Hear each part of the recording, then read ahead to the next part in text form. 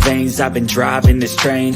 Years in this lane, there's no stopping this flame. Cause I came to the game and I changed it to play how I like, rearranged it to my own domain. Yeah, I got what it takes, made lots of mistakes, taking shots, skipping breaks, feeling lost, feeling great, popping off, singing straight, never stopped, never changed. All the squad here to play, and I've got something to say, yeah. I work hard each and every day, I get lost in the words I say. I don't push pause, no, I push play. I won't stop till I make a change. I withdraw on the things I make. I turn flaws into flawless traits. I build tall, never capping space. I won't stop till I hear him say, Woo, welcome back. Welcome back. We are having a time back behind stage in the backstage area. Guys, I am so excited. El Cid is actually here. Oh my God. I can't believe it. Yay. I Oh can't my believe it goodness. either. I am so excited. I was just telling JR, I told him a couple times privately, I would love to have El Cid come do a show with me, do a recap. I love her. I love your energy. You have very thoughtful and insightful observations. And as we were talking, guys, we do not agree with a lot of these couples, so that's going to be good. I like it. I mean, it's good to hear other opinions because sometimes what you're seeing and what somebody else is seeing, maybe you missed it, or everybody we're all coming from different perspectives, typically based on our own personal experiences, right?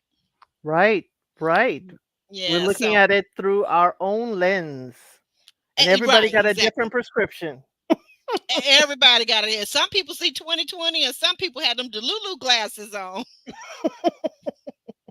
Yeah, guys, I'm just trying to spread this out. I did not, unfortunately, over on the gram. I think I did get it out on the Facebook, the book, but over on the gram, which typically I love to get that out on the gram. I did not have time. It's a holiday weekend.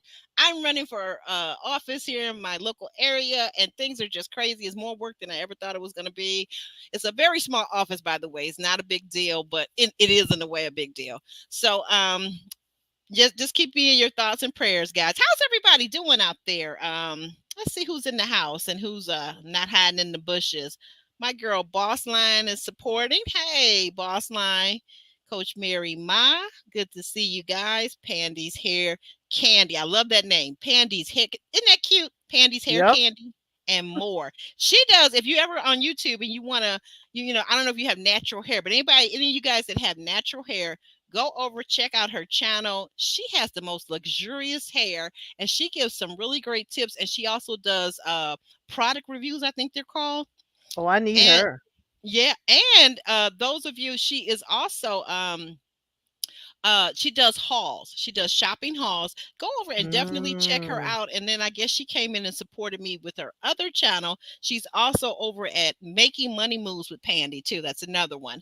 And she does different things over there, obviously, like more financial freedom, financial literacy, small business owners, entrepreneurship. So she is a wealth of talent. So guys, definitely check her out. Obviously, I want you guys to like the video. That's me saying, come on in. Welcome, welcome, welcome. I see El Cid jumped in, said, hey, everyone. Yes, Colton's in the building. Hey, Colton, how you doing? Good to see you.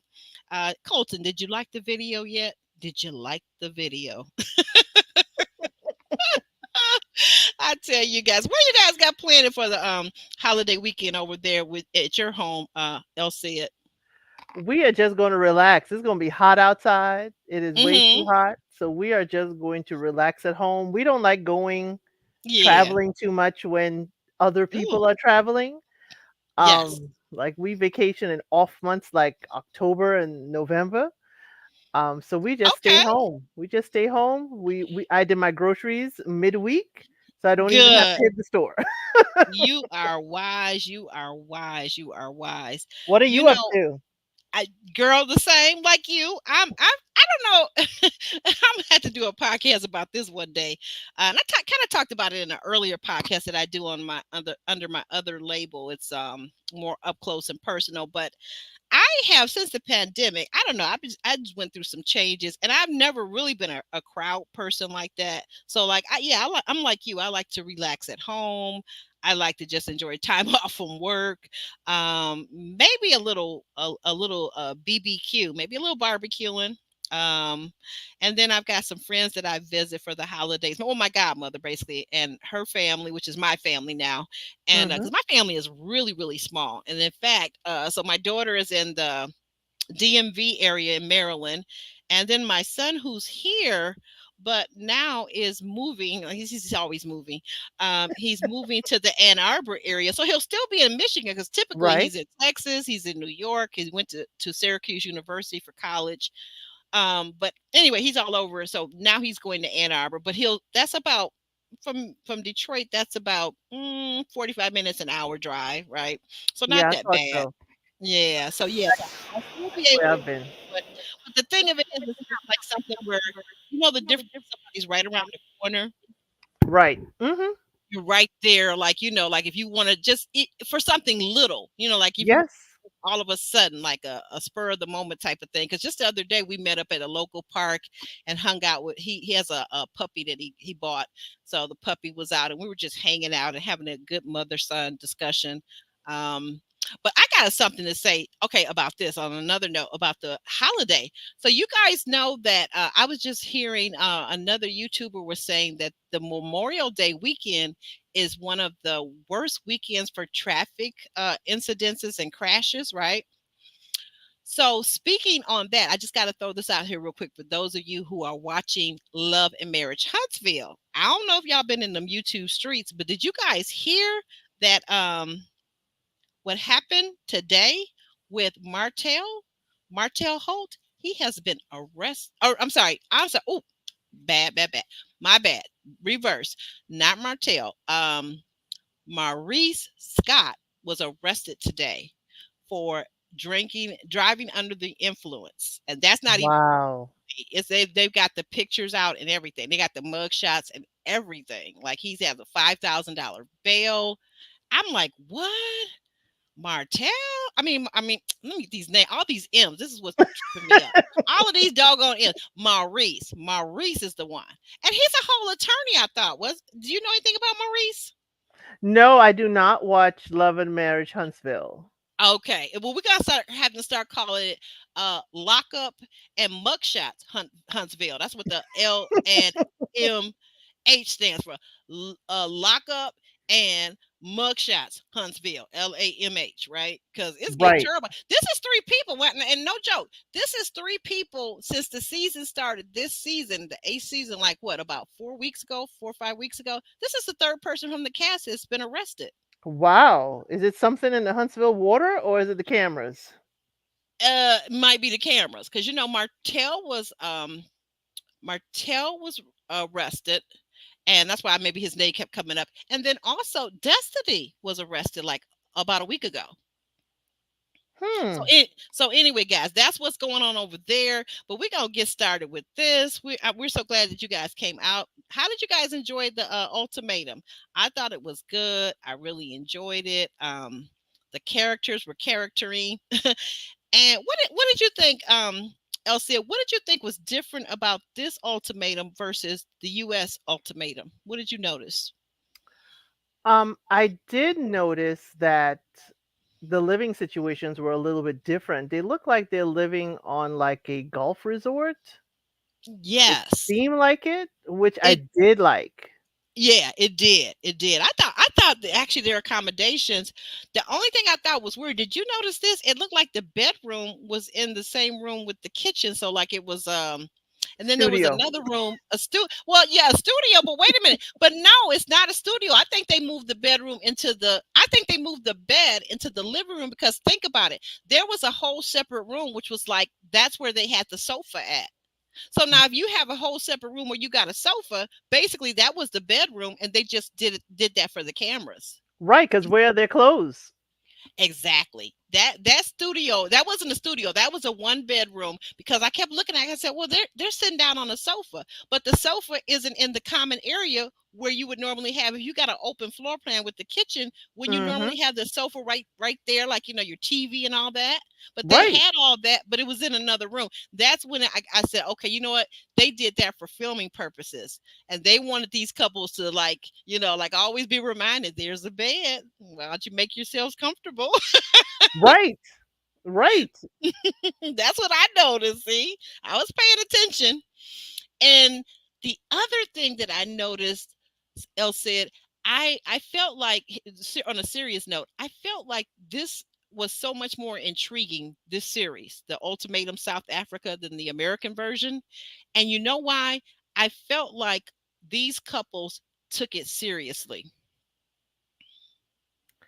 I do agree there, except for the part where they were swapping partners.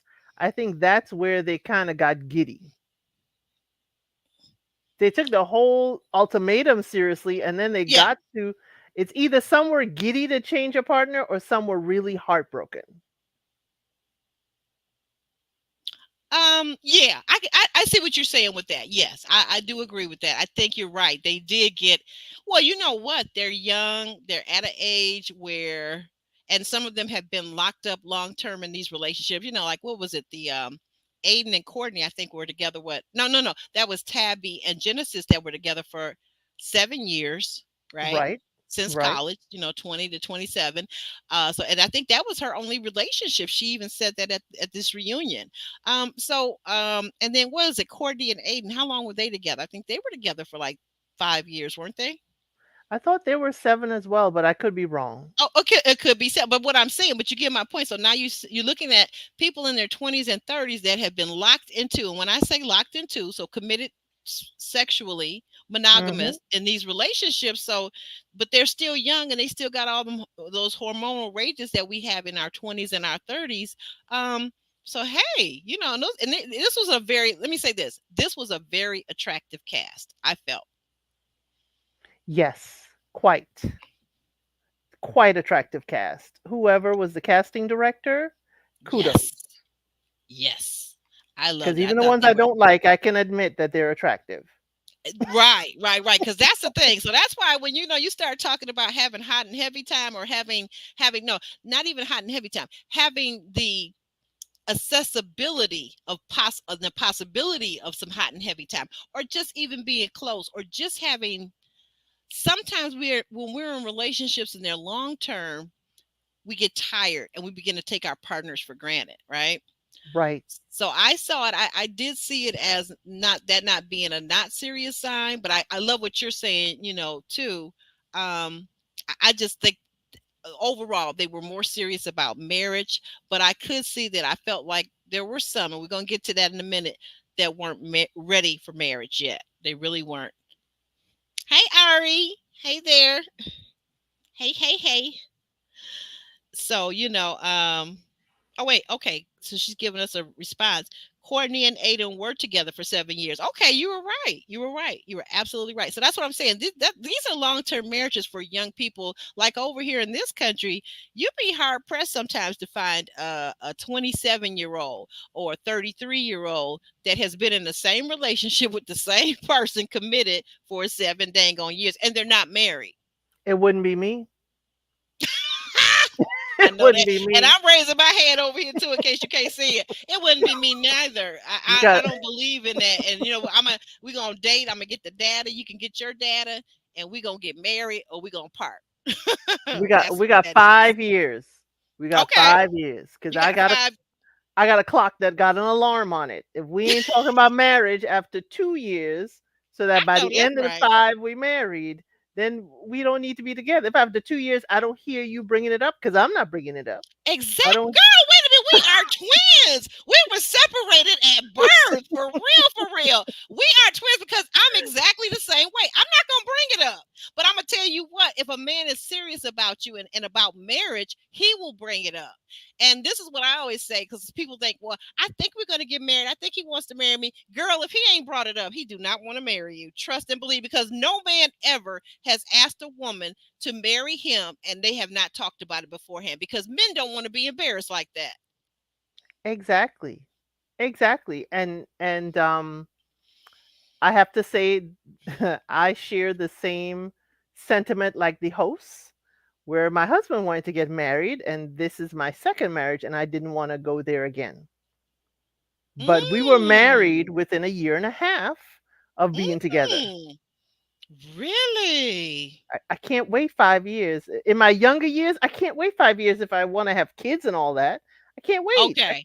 I can't wait Okay, 7 years. so you were at that cusp at where maybe for having kids, and you had not, I take it you had not had children in your first marriage. I had my kids are in my first marriage. I'm just saying, Oh, even in okay, the gotcha. talking of, Yes. getting married or being together, my first husband, it was I had to pump the brakes on that one. It was within 6 months he was talking marriage, and I'm like, nope. Yeah, you may want to wait, but to be fair, but everybody tells me this was a different time and era, and it was. My mother and father, who met on a blind date set up by my later on to become my godmother and her sister, because her sister worked with my dad, and my godmother knew my mom from church. They put these two together. My mother fought tooth and nail. She didn't want to go on a date. She had had a bad experience, and with men, and Hmm. just being dishonest and cheating on her, whatever. And but they met, and within 3 months my father was ready to marry my mother. But they were, I will say this, they were an older couple at that point. They were in their late 30s. They were better than me. I was online dating back when it was AOL chat room. We go way back, girl. We go way back. Way back. We met I think in 99 or 2000. Yeah, Yeah, I guess it would have been. way Yeah, back. yeah. Because I remember that, because I was online like back in those days too. I don't think I had gotten on the AOL chat, but something right after that I was on, and I forget what the title of it was. But Yeah. go ahead. I But was dating. I was dating in the chat room, and just one of my dates, I married him, a couple uh-huh. years later. Now this one, I What? was in another online dating session, and Wait I a was minute. So both of your husbands, including your ex-husband, were yeah, from online dating? yeah. You you are like, somebody is looking for you right now to be on their podcast, okay? Oh no, I'm like Jody. I used to be a man eater. So Ooh. yeah. It's not the genteel Sandia, it's not the genteel lady. It's the, you're part of my dating roster. Welcome aboard. Ooh. Oh, you a mess. You a mess. I ain't mad at you. But let's So get so back to this these. Go right. ahead. So this show would be awesome. I don't understand the 5, 7 years, and I don't understand Lindile and SZA 6 months. Those mm-mm. Well, no, because but now wait a minute. But like you said, someone wanted to propose to you at 6 months, and I was saying my father wanted to propose to my mother at 6 months. And in fact, I think they did get married within 6 months. 3 months he wanted to propose. Wanted to propose to her, and so I don't know. Though they were ready, But like I said, they were an older couple, and they've been Yes. through some things, so they knew exactly what they were looking for. Yes, And I then I agree. I think it didn't hurt that they had excellent references from their sources. So, like, my father had worked with his coworker and was very close. I think he had worked with her for like 20 years or something like that. My godmother and my mother were close, right? And she knew my godmother only had her best interest in mind and in heart. So it really did help in that way. But back to these couples. So we see Tabby and Genesis, Ruth and Isaac, Courtney and Aiden, and I got this. I got somebody repeat it. I got Ruth and Isaac, and who's the other one? Oh, SZA Lindile.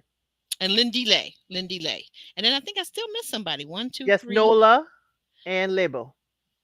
No, yeah, thank you, Nola and Liba. There you go. Well, right, because okay, I got this in my notes. So I said they come out and they're there, but there's an empty sofa, and that's when Lebo and Nola are introduced, and they come out, and so we find out, because I was like, it's not gonna be no show without Liba and Nola, right? All I know is that Lebo's dress needed that entrance. Okay. Yes, it did. It did. Like it was a whole vibe. What did you think? I thought she looked so beautiful. Oh, she did. She looked amazing. Oh my gosh. I was like, yes, Lebo. And I was just, hoping they were, separated from each other. And this was her glow up, but we'll talk about that further. Yeah, yeah, yeah. We will. We will.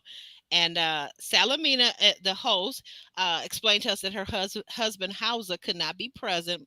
I wanted to know why, but I guess that wasn't none of my business because she did not tell me. Okay. And then we begin with Ruth and Isaac's journey. But guys, I'm already Elsie, you go ahead and start because you and I disagree. This is one of the couples we really disagree on. What did you make of Ruth and Isaac's journey, girl? Remember now, Ruth was the harlot that was messing around and having hot and heavy time with Nola, right? Just in case you guys forgot. But go ahead, wait, Elsie. wait, What were your thoughts? wait a minute now. We better be calling Lebo a harlot too because he was.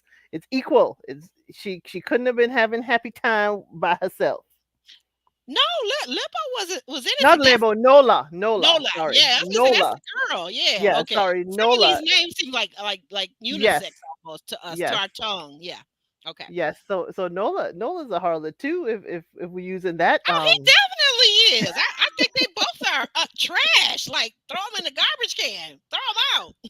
I think in coming into this, Ruth was very one unsure and hurt because Isaac, if we remember, Isaac had all these rules. She could not call him. She can only Okay. text. She did not know, I guess, where he lived. She never met his family. There was all this, my secret on the Secrecy. side. Mm-hmm. Yes, this relationship, I'm your secret. Why can't Okay. I know anyone? Okay. Here's my question. Why was she in a relationship at that point? Because the minute you tell me that I can only text you and I can't call you when I need you, when I want to hear your voice, boy, bye. That is a question I would definitely have for Ruth. Like, what is this Yeah, that kept you there with him? Because it's years they were together, not as much as everybody else. Or was it I think 9 months? I think there were 8 or 9 months. I don't know. Ari, check in with us if you But know the answer to this. But they were together long enough that let's put it this way: if it was 3 months and you guys were discussing marriage and she wanted to take you to the show for an ultimatum, she should have at least met your parents and all this other stuff, right? And she should be able to call you anytime she darn well pleases, whether it's 2 o'clock in the morning or whether it's 2 p.m. here, my question to Ruth would be, why are you giving a man an ultimatum and you can't drop by or call him? Yeah, The yeah. minute he Thank you. gave me that rule, I was gone. That's what I was saying to you. That's why I say Ruth is trash. You're not getting the full experience of Ruth. Ruth is a trash woman. But Even the way she didn't even apologize to Lebo. She did not apologize to that woman about what she did with her man. She is trash. wait, Nobody why is wants to she? call her out because wait a minute, hold on. You guys don't want to call her out. I know why. Because you guys think that Isaac is bad. You think Isaac is bad and you're mad at him because he didn't introduce her to his mother. He knew that woman was trash. And that ring Well, probably wasn't even real. It's cubic zirconia. But go ahead. love it. Well, yes, I think that we don't focus as much on Ruth because Isaac, we are watching him side eye with all those rules. But my thing is, Ruth doesn't owe. When they're telling you in the ultimatum, you have severed your relationship with the person you came with, and you are now in a new relationship with this person. Unless y'all have discussed this and boundaries, it stands to reason that what you would do in the relationship you came in, that you could possibly do in the one that you're in for 3 weeks. And it doesn't sound like Ruth and Isaac said, hey, no intimacy with your new partner. Mm. They said that they had agreed upon that as the rule. They didn't say that. I didn't hear either of them say that. I didn't hear anybody say there's a line or a limit as to what you can do and still Mm. be respectful to our relationship because we are coming back together. It's only 2 weeks. Well, come Don't lose on your now. head. Well, come on now. Even if we didn't, if they edited it out or we didn't see it or we don't recall it, even if, come on now, seriously, who in their right mind will want to spend the next 3 weeks with their original partners, knowing that they're their original partner had spent 3 weeks with someone else and had hot and heavy time with them. Come on now, who is that person? Again, It wasn't Lebo for sure. no, no, but again, I wouldn't be on here to run the risk of that. Mm, Who's to say that your partner isn't, like Nola out here flirting and already have mm. somebody on the side and you just don't know it? But this would be the opportune time to find out so you could end things and have final closure, which we'll get to in a minute with Right. yeah, with I Lebo think and Nola. Because I do think sometimes some women, this is what I learned early in life, in my dating life, and I'm so grateful because I kind of like in a lot of ways I think like a man. I don't need closure. If things are over same. between you and I, if you are treating me poorly, if I gotta text you before I call and do all these little rules, you know what? You're not the one for me. And I don't need closure because bye boy. Bye. Buy, blocked, deleted, don't know you. Hmm. Oh girl. Oh, I ain't gonna tell you who I just blocked over on IG, but I know he mad about it. I know he is. And somebody you guys know, but I ain't saying no names. Former But Ruth, co-host. but Ruth, I think wanted out of the relationship, but it's kind of like the passive aggressive. She knew how Isaac felt, and she knew if I hadn't met your family yet, it's not going. I definitely not going to meet them if I am considered a loose woman on this TV show. So she knew, and I think she did it one to, I guess, boost her self esteem up. I'm just guessing, and then also to make Isaac break up with her.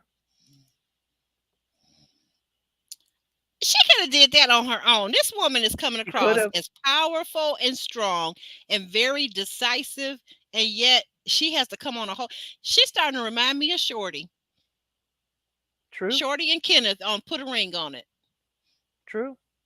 I don't understand that. And I mean, and not to let me say this. Let me back up. Not to minimize Shorty's experience with Kenneth. For those of you who watch Put a Ring on It and our coverage of that, because I think that that was a very volatile situation between those two people. They were actually toxic together, as we see some of these couples are. But well, as this couple we're talking about, as Hmm. Ruth and Isaac, they're toxic. But my thing is, why do people sit in toxicity? That's just like, to me, sitting in toxicity, which is not a thing that you can necessarily smell. It's kind of like somebody getting in the bathtub and pooping and peeing in the bathtub and sitting in it and just like luxuriating in it. What the hell? It's fear, Of what? fear, Of fear what? of not, fear of being alone, fear of not finding anyone better, fear of just what is the dating pool out there like? We know it's got Dookie in it, Oh, definitely. It's definitely got E. coli in it for sure, for sure. It's not just pee anymore. It was right? maybe pee, just pee back 20, 30, 40 years ago. Now it's got, like you said, it's definitely got poop in it. And it's like, okay, I'll eventually, what I feel, I think what I feel sad about with Ruth and where she could have been stronger with Isaac is like it felt like I'll be good enough at some point to be worthy of meeting your family, of you to be proud enough to have me on your arm. That's where I kind of like felt where, her Do, her self-esteem and how she felt about it oh, with Isaac. It's like Isaac probably, I don't know him, the eventually you'll meet my family. Yes, eventually we'll do this, but I wouldn't have stayed as Ariadne told us in the chat. I would not stay 2 years. no, never, never, not at Especially if we all. long distance. I don't see you. Oh no. Yeah, I had to wonder how the hot and heavy time was working for them. Was everybody, with both of them faithful? I mean, I have to wonder. Maybe that's why Ruth was drawn to Nola. She was on a drought. Well, they definitely got it in, girl. They were swinging from them chandeliers, no doubt, no doubt. They were swinging from the Not once, chandeliers. not twice, not thrice. Girl, I said, now you know what? You know a producer wrote that line. Was Carlos King, was he over there in South Africa co-producing this? Not once, not twice, but thrice. Who uses thrice? That's Elizabethan Yes, English, isn't it? That is yes, like from that is from Shakespeare. yes, and we're dealing. You remember, Africa was a colony of Queen Victoria. Of course, of course. So I mean, some of the sayings, I totally get. Yeah, I love. And by the way, I love that literature. I love classic language. I love Shakespeare. I love all of that. So, but when she said thrice, I was too all done. I said, no, no, this heifer did not say thrice. But I Well, see, that's what. appreciated her. I Mhm. appreciated her letting all the ladies go and telling Lebo on her own. That to me Yes, was the best yes. thing, the That's best the way to only handle it. good thing she did. She did not tell her in public to publicly humiliate her in front of all the other ladies. I did respect that, and I said to myself, as soon as she asked, because she talked to her in private, I said, "Uh oh, the stuff is about to hit the fan." I wondered when Nola was going to think he was going to tell Lebo, but we'll get there. But I don't know. but for Isaac, Isaac, these rules, where are these rules stemming from in your dating life? That she can't call, she can't come over, can't meet the family. It's like, and yet you take Kanya during the show to meet your family. I mean, you Wasn't knew that was wasn't going to that hurt. something? Wait a minute. This is what I've been meaning to ask someone because I have my own thoughts about this, but I want to ask someone completely outside of my scope, and that would be you. um, do you think there was some colorism involved? Because as I was watching this, as episode 1 through 9, I said to myself when he finally when he introduced Kanya to his mother, and I said, you know what? Is there colorism involved? Because I thought, for me, I thought Ruth physically was absolutely beautiful. I just don't think she has a great character personally, but her looks, she was beautiful. I don't think colorism as much as I think um classism. Mm. I think that, to take a dark-skinned woman like Naomi Campbell, who is a supermodel, Hmm. I think she would have still met the family. I think Isaac has a thought of a certain look of a woman to Ah. go with him and to be his trophy on his arm. It just seemed that way. It just seemed like, you know how we say here, the Instagram model look. Ah. Okay. Gotcha. I don't Right. think it was the color. I think it was because there were other, light skinned ladies as a part of the cast. I think it's the Instagram model look that Isaac was drawn to. And it's like, okay, I could use my money. This is my trophy on my arm, and Mm. people will be jealous because look at the woman that I have. I think it was that. So just a whole culture, because I swear I think people Instagram has people upped up, just upped up. I'm not gonna say the F in front of it, but Hmm. it's got them messed up because I just came back on the Instagram because of my channel here, right? But I look around and I say, I see what this is. And this for somebody that's weak minded or who has been on here most of their life. So, like if someone is 20 and they've been on Instagram since they were 12 or 14, you know what I'm saying?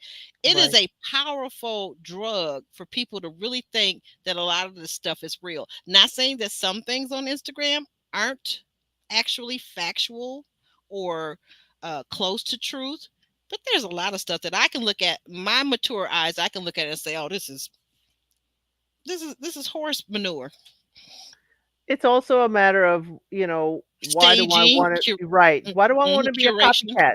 Why do I want to look like everybody else? Mm-hmm. Because that's what I see when I see Instagram. It's just copy paste. It's like you are not different. You do not have your own identity. You just Okay. blend in with the rest Excellent. that's out there. It's like, why Excellent why point. would you? Why would you want to do that? You want to stand out, not for bad reasons, but even Right. something different, something eclectic, just something that's naturally you. But for this, I think Isaac has a status kind of. Oh, status.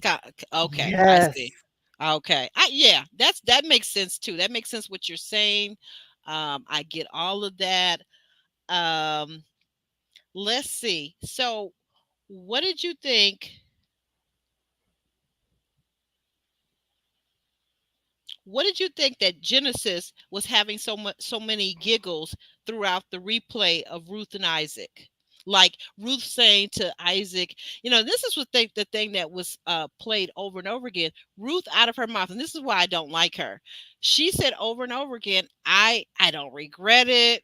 I'm speaking, I'm living in my truth. This is what it is. So, like you said, that passive aggressive energy that she was giving out, I'm like, you could have took that and broke up with him 5 months ago. Like, so you just wanted to be on TV and show this side of yourself? It's not a good look for a future uh candidate for your husband, right? I understand why she said she doesn't regret it. Regretting it would say it was a mistake. Regretting it will Mm. say I did not consciously make this decision. Oh, I did not intend to do this. You could not intend to break up the relationship, but you certainly consented with Nola. That I oh yeah, understand. oh You yeah. you could And wait, regret the wait, wait, ripple effect. and wait a minute. Let me just say this: can we not all feel through the screen as I was watching from episode 1 on through to 9? Couldn't we not all feel the energy, the sexual tension between Nola and Ruth was so powerful? You could feel it through the screen. You knew these two were gonna have, and he said it at one point. At one point, Nola, I don't know if you remember this. He actually said, if we pick each other, we know we're gonna be doing the do. We're gonna be connected. Connected. You Connected. and try to hold her hand and give her his last name. Nola is a player. Yes. And you know what? I know in my heart, and my spirit, just as sure as I am black, I know that man, this ain't his first time cheating on Lebo. It's That not. that would be my assessment too. But with Ruth, I can understand. And you know what? And here's where I guess I kind of, stand with Ruth. Oh, When Kanya tried to shame her amongst the ladies, okay. that's when she handled Kanya. Hmm. I loved Ruth. She's like, "You are not going to shame me for making this decision." And then Kanya tried to throw all this, "Oh, so you're going to just sleep with anybody?" And da da da da da. And Ruth stood her ground. You will She not did. use this against me. And I think for many, many women, um, who they choose or how quickly they choose to partner someone, they are judged and they are cast in a certain light. Okay. And for me, and I talk to my husband about this all the time, we don't judge the men in the same light. Men are allowed to be and explore. But if a woman chooses to be an explorer, she is given a scarlet letter. Like Dora the Explorer. Okay. Right. Dora Right. Yes, and there's a lot of truth to that, because what that all is tied in with patriarchal society. Yeah. Yes. So I, And I so I it agree with you on that. And yeah, then and and then now, just to say this, I feel like this, women sometimes are the worst keepers of that. Like we will, like you said, the way Kanye came at her, that's yes, another woman, right? And so she's keeping up this twisted patriarchal society structure, this construct, as opposed to, as a woman, understanding that we all have liberation and liberty, right? And we have right, free will, all of us as right. human beings. So yeah, I see what you're saying with that. um I'm wondering, what did you think when Salamina asked Isaac? She said, make it make sense. You actually bought a wedding ring, an engagement ring to the experiment. I was like, dang, she kind of shady, isn't she? She was calling out his manipulation because that's what I saw. I said, Isaac, Oh, see, you have I never thought of it that way. But explain the manipulation, because I missed that. this woman cannot call you, and she has not met your family. Yet you Ah, will go through the ultimatum, and at the end you will propose. Really? mm, definitely cubic zirconia. Yeah, Definitely white sapphire. it was actually a promise ring. He just played it off. Maybe That he was a, passed it to it Costco. was I'm cackling over here. Okay, okay. So wait a minute. Isaac says that Lebo would have been the perfect match for him, but he forgot for a while he was there when he was with Kanya.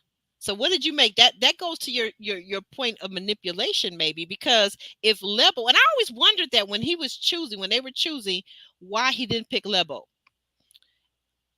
I could I, not understand that. I really feel like you said, back to your Instagram model type of girlfriend, that's what he wanted. yes, he wanted the Instagram type model girlfriend for look. He Hmm. wanted it to present to the world. Right. But I think what's really underneath there is someone like Lebo who will care for you, who will take care of you, who you will find pride in taking care of as well, because you're kind of pouring into each other. And I think even though she does not provide his aesthetic, and this is my guess, his aesthetic, I think Libo personifies the type Yeah. of woman he is looking for. So he had to grow to look beyond what his eyes are seeing, Hmm. and Shallow. refashion the woman that he believes is good for him. That makes sense. That makes perfect sense, because I was like, yeah, that in that moment I saw him be very shallow, and I said, this is why I say. So now let's do the barometer on these two. Was Ruth, in your opinion, was Ruth and Isaac ready for marriage? Not necessarily to each other, but were they in your estimation of their character and what we saw? Um, do you think they were really ready for marriage? In what we saw, I think Ruth was ready. She, in her new marriage with Nola, she was performing wifely functions, even biblical ones. Mm. She was being a wife. Isaac, on the other hand, I didn't see husband there other than, providing a romantic evening, taking care of maybe the dishes when he gets home, but I Hmm. didn't see much husbandry with him. And it could be because Kanye Ah. didn't leave room for it. It could be because he didn't have the room in his home there to do it. But in the case of he didn't talk about Kanye too badly. He did ask questions, when the men got together as to, dude, how do you do this? But I don't think he was given the space to do it. But Ruth, Mm. I could see she was definitely ready. Okay. Okay.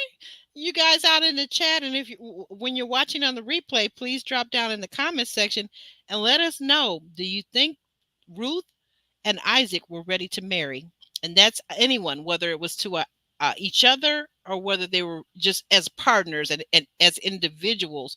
Do you think they were ready to marry?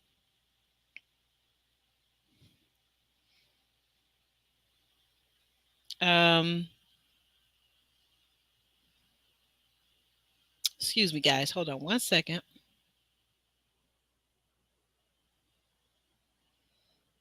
Da, da, da, da, da, da. Oh my gosh. Uh,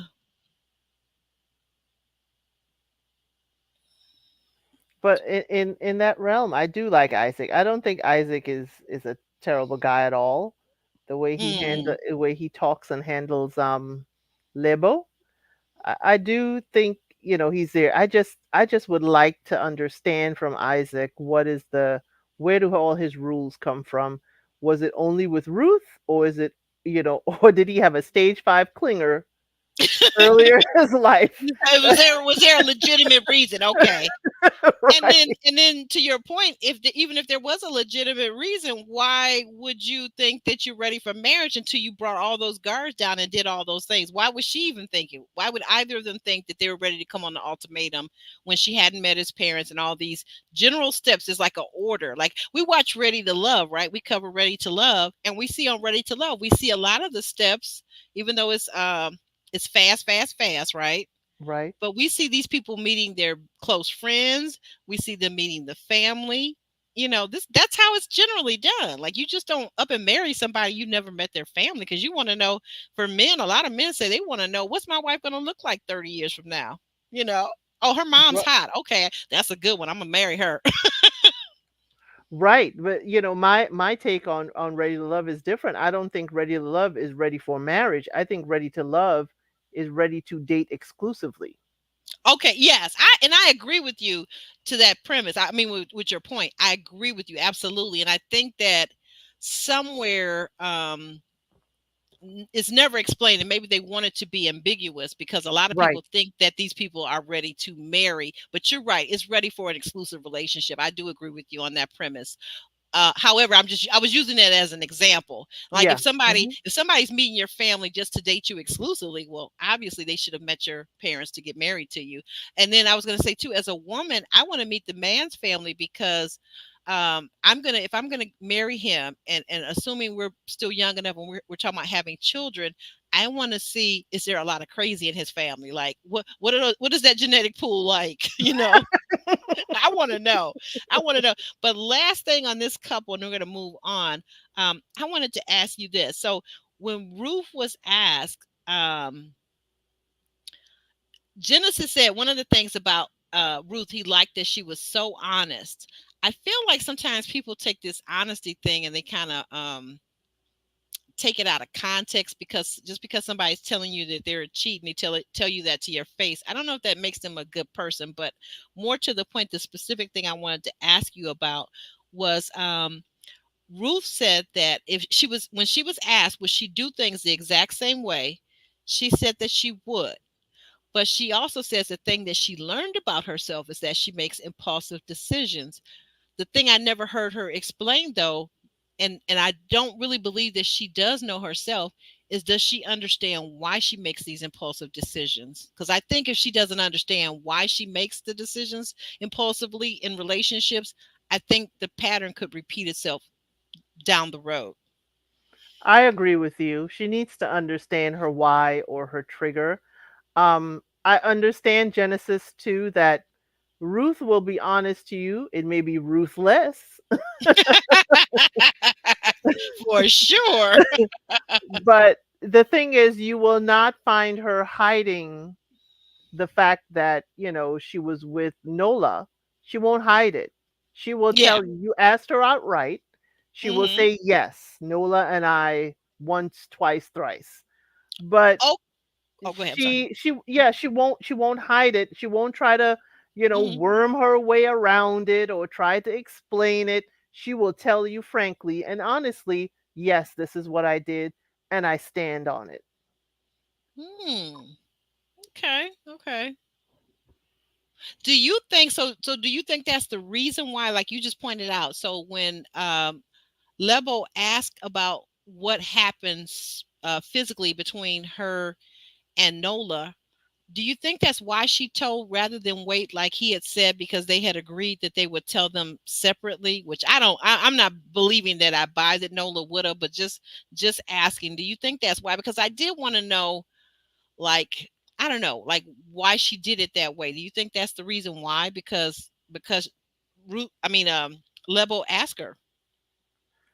I think Ruth's women's intuition started alarming off in her head.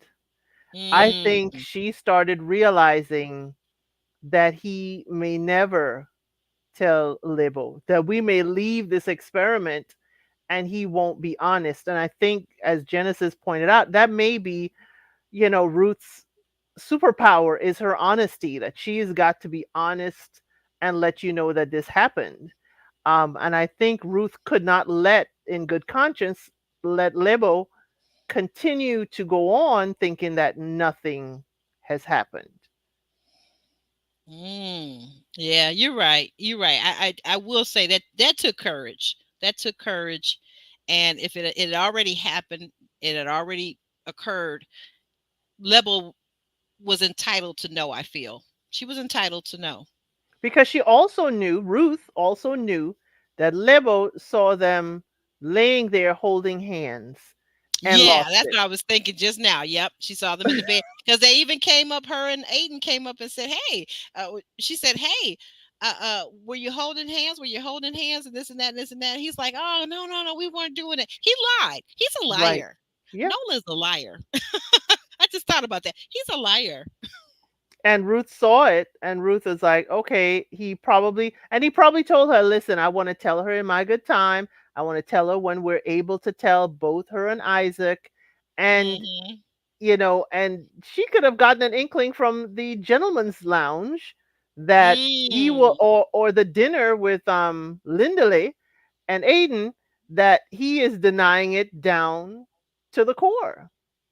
Yeah, he's gonna keep denying it. I think Nola wants to see himself some way, and so in that on that note, let's flip over and really dive into Lebo and Nola's journey on the show, right? Um, Nola, hold on. Nola basically had told us, if you recall, he said that he wanted to prove to Lebo that he was a one woman man. Why did that man tell that lie? Why? You Just said it why? before. You said it before. He's a liar. He's a liar. But you know what? One thing I say about Nola, he gonna say what sounds good. He gonna say what sounds good, like a lot of player men. He gonna say what sounds good. He says, "Yeah, I'm a one woman man." I'm like, like what? One woman at a time. Mm, it might be in the same day, even like Right. one. Hey, look, once, twice, thrice. Who knows? Who knows? But then asked, so um when asked, Lebo was saying that while they broke up, because we saw them leave the show, right? They exited early. Uh, Mhm. Lebo says that you know what she decided because this man was baby like begging her, baby, please, please, please. She gave in a month later and decided to explore the relationship again with him. Now within this time, Nola says, "Well, we were together and happy." But then Isaac begins to interject from across the room. Oh no, Ruth is not happy. Not Ruth. I'm Lebo. sorry. I mean Lebo. Lebo is not happy. What in the world? This is where I'm disappointed with Lebo. Lebo, you had a grand exit. You had a grand exit. This man has wronged you, and you have ridden off into the sunset in your Uber. But then, as you said, he went, baby, please, please, please, let's give this another chance. I am a changed man from 24 hours ago. And you give him a chance. I think Lebo did this so she can come publicly and break up with him. And You I'm really sorry. I'm what? sorry. I don't agree. I don't agree with that. I think she was publicly humiliated. She was publicly humiliated in front of everyone that he was with Ruth.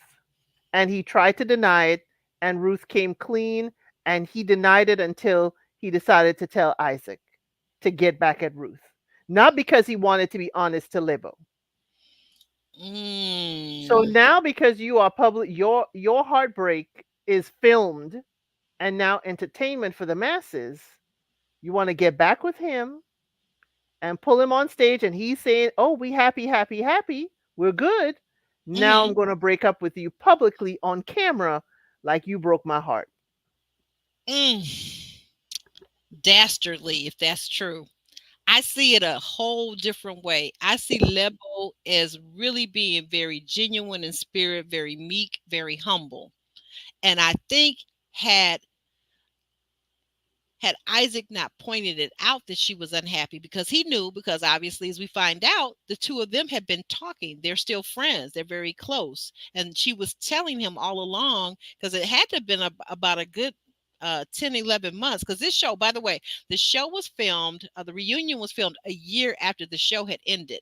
Right after the experiment had Mhm. ended, they waited a year, which I really like that, because I think you really get to see what really genuinely happened instead of just going in like ready to love, like 2, 3 months later, people are trying to say they're trying to keep up appearances. But if you wait a whole year, now you really get the full scope of what's really going on. I think a lot better. But I don't. I feel like Ruth, had she not been nudged by Isaac right there in that moment, I think she would have stayed in that relationship. And I don't feel like she broke up with him on stage to publicly humiliate him. What I'm afraid of, though, is that right now in this moment, they back together and they eating popcorn, watching the reunion in bed. I do not disagree. I could see that. I could see them right back together. You got your licking, I got my licking, and we're even, All the licking is over with. and we are good. We are back together. I just Yeah, I just wish Libo had. I knew something was off the way they were sitting on the couch. She was yeah, all the way on her end, hugging yes, she her was. armrest, and She he's sure looking at was. her. We're happy, right? We're happy, right? And Yeah, it's like, right. And then also what was kind of tipping it off, because I feel like Genesis knew. I feel like maybe Isaac and Genesis must be friends. As guys, they're still talking to one another, because Genesis kept laughing, and like he only laughed at certain points, and the thing he seemed to be laughing at was every time they were talking about Nola and Ruth. He found that really funny. Like, I because think he knew. I because think he knew. all the men knew. All the men, when they were getting together, they were all like, "We think Nola ain't telling the truth. We think Nola Hmm. is full of it. We think Nola is just playing some kind of game." Because Nola would always be the one to say, how far have you gone with your partner? He's always the one asking. Hmm. And we Yeah. know that's because you looking for someone to be on the same level as you, and since nobody is, you kept your own confidence. Yes, he did. He's always deflected, and I find he has kind of some of those traits of a person that is going to deflect, and he's going to always put himself first. He's never going to put whatever woman he's with at the time. Even when he was with Ruth, who he seemed to really enjoy, not only intimately physically, but there actually seemed to be some chemistry and some get along in those. 3 weeks is very short, but they were actually living together, right? But even Right. that, I felt like he always puts himself first. He's not a selfless guy. He's not a guy that's going to sacrifice for a woman. Now, to sacrifice, Nola claims that he sacrificed a great job move internationally so that he could stay put, so that he and Lebo could work on their relationship. And for him to hear that, he was devastated. So he walked off stage. He walked off stage. Um, Genesis went after him, and I thought Genesis has so much wisdom for his age. He basically told him, he said, "Yeah, it hurts. This is the only thing. This pain that you're feeling right now, this is the same pain that she was feeling, and pain is the only thing that's going to cause you to change." And I love what he told him. He said, you have to change your mind. We can't just work on our bodies, our outward appearance. We have to transform our minds and our mindset. What did you think about that? I agree with you. I did think that Genesis did show wisdom way beyond his years. The thing with Nola, and I would give him the little bit of grace that I can find. Nola has been in this automatic pilot of bowling, knocking down pins where the pins are the ladies, Okay, gotcha. and That's a he good is analogy. right. He is constantly, this is the game, this is what I do, and he is caught in a vicious cycle. So if you're Ah, constantly doing this and it's a game, when are you stopping to really stop playing and cherish that one pin mm, and go off from there? But again, Nola gave us some insight, and I don't know if he was using it to manipulate Ruth to get closer to him, but the loss of his mother.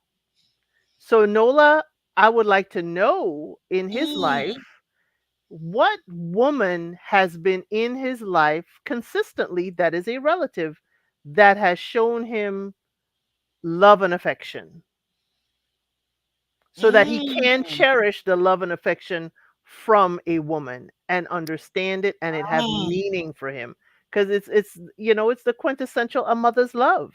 If you haven't uh, grown with a mother's love, how can you value a woman who will eventually be the mother of your children? that is perfect. You know what? That is a very good point. I had almost forgotten about that issue with him that he had lost his mother very early. That's a very relevant point. And to your point, because what I was gonna say, the observation I was gonna make is I feel like he is this man that he, like you said, he doesn't value women, but I was looking at it from the perspective of that in a lot of cultures, just to have patriarchy, it really puts a devaluation on women from Jump Street, from the moment they're born, as little girls, as baby girls. You know, you hear some people say, "Oh, I really wanted a boy child. I really wanted a son." I mean, there's nothing wrong with wanting a son, and maybe you got five girls, and yeah, then the sixth one comes out and it's another girl. I could kind of get that, but I'm talking about people have babies all the time, and they still saying, "Oh, I really wanted a boy." Why? Because all across the world, all across the globe, people value males more than they value females. Agreed. But across the globe as well, we have seen in matriarchy that women do succeed and lead a royal family. So it for me, it's the viewpoint in the lens in which we choose to see through. Do Mm. we choose to look at the patriarchal? But the patriarchal did set it up where Queen Elizabeth I did succeed and was queen for years. Yes, absolutely. But that's one instance, and it's kind of like I agree with you, and she was a fabulous queen by all estimations because she ruled throughout some very turbulent times, wars and wars upon wars, and all of that. She showed grace, she showed intelligence, she showed diplomacy. But that's one example, and it would kind of be like I look at patriarchy, or even because I think they're tied, right? I think Hmm. sexism is tied to patriarchy, right? So I look at that, what you're saying with Queen Elizabeth, as I would use the example of if I were to say President Barack Obama.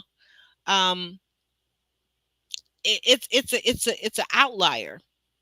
It's really truly an outlier because if you look at it, so now we have her son who is king, right?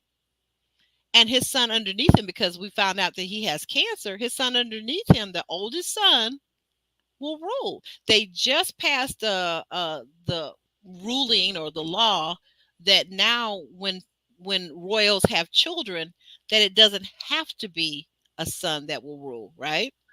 Right. I So was so how far behind is that? Well, I was more going back, Oh, the lineage you were talking about, yes, came from I was more going back to Elizabeth I, who was Henry VIII's daughter, who oh, ended up ruling, and of course her sister Mary um rule before that. But what I'm saying is that we have had these throughout times in history, even though we're okay. in a patriarchal globe and society. We have had instances where all throughout years, and I'm a proponent for female leadership. Me Margaret too. Thatcher was prime minister for Oh my God. years. Yes, You she know, was. the Iron Fabulous Fist, right? leadership. I loved her, Fabulous. loved the movie too with her, but Right. we still have a thought that women and leadership and women in control, isn't the thing. We still push a patriarchal Right. society. And Mhm. right. And I'm sorry to interrupt you. I'm sorry. Go ahead. No, no, you're fine. Go ahead. I guess my point is, again, I guess I'm just looking at it and I'm saying these are all great, wonderful examples. I see you're also a student of history. That's awesome. But at the end of the day, what is the general vibe? And I'm saying it just seems very patriot. But getting back to specifically to Nola, so we took it off a little bit, but Nola, I'm just saying, I think because what I was trying to say about patriarchy, I think because he has this mindset that is a patriarchal mindset.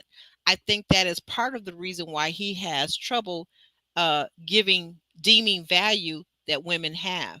And to your point, I think you made an even better point, is that him not having his mother in his life, that's a struggle for him.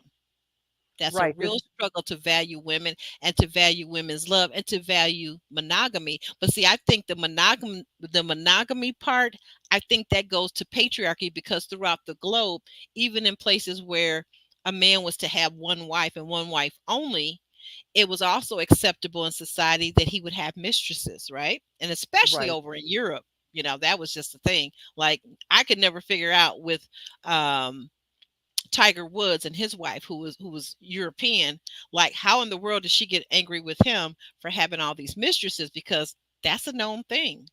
Like, that's a acceptable thing, and you're allowed to, especially if you are a high value, high achieving man. As But long as he ain't bringing no diseases home and no babies, he's good. but either she's westernized. Speaking of Tiger Woods' wife, either she's westernized. She was a au pair for Yeah. many a Western family. Okay. Or it's a case of The several embarrassment.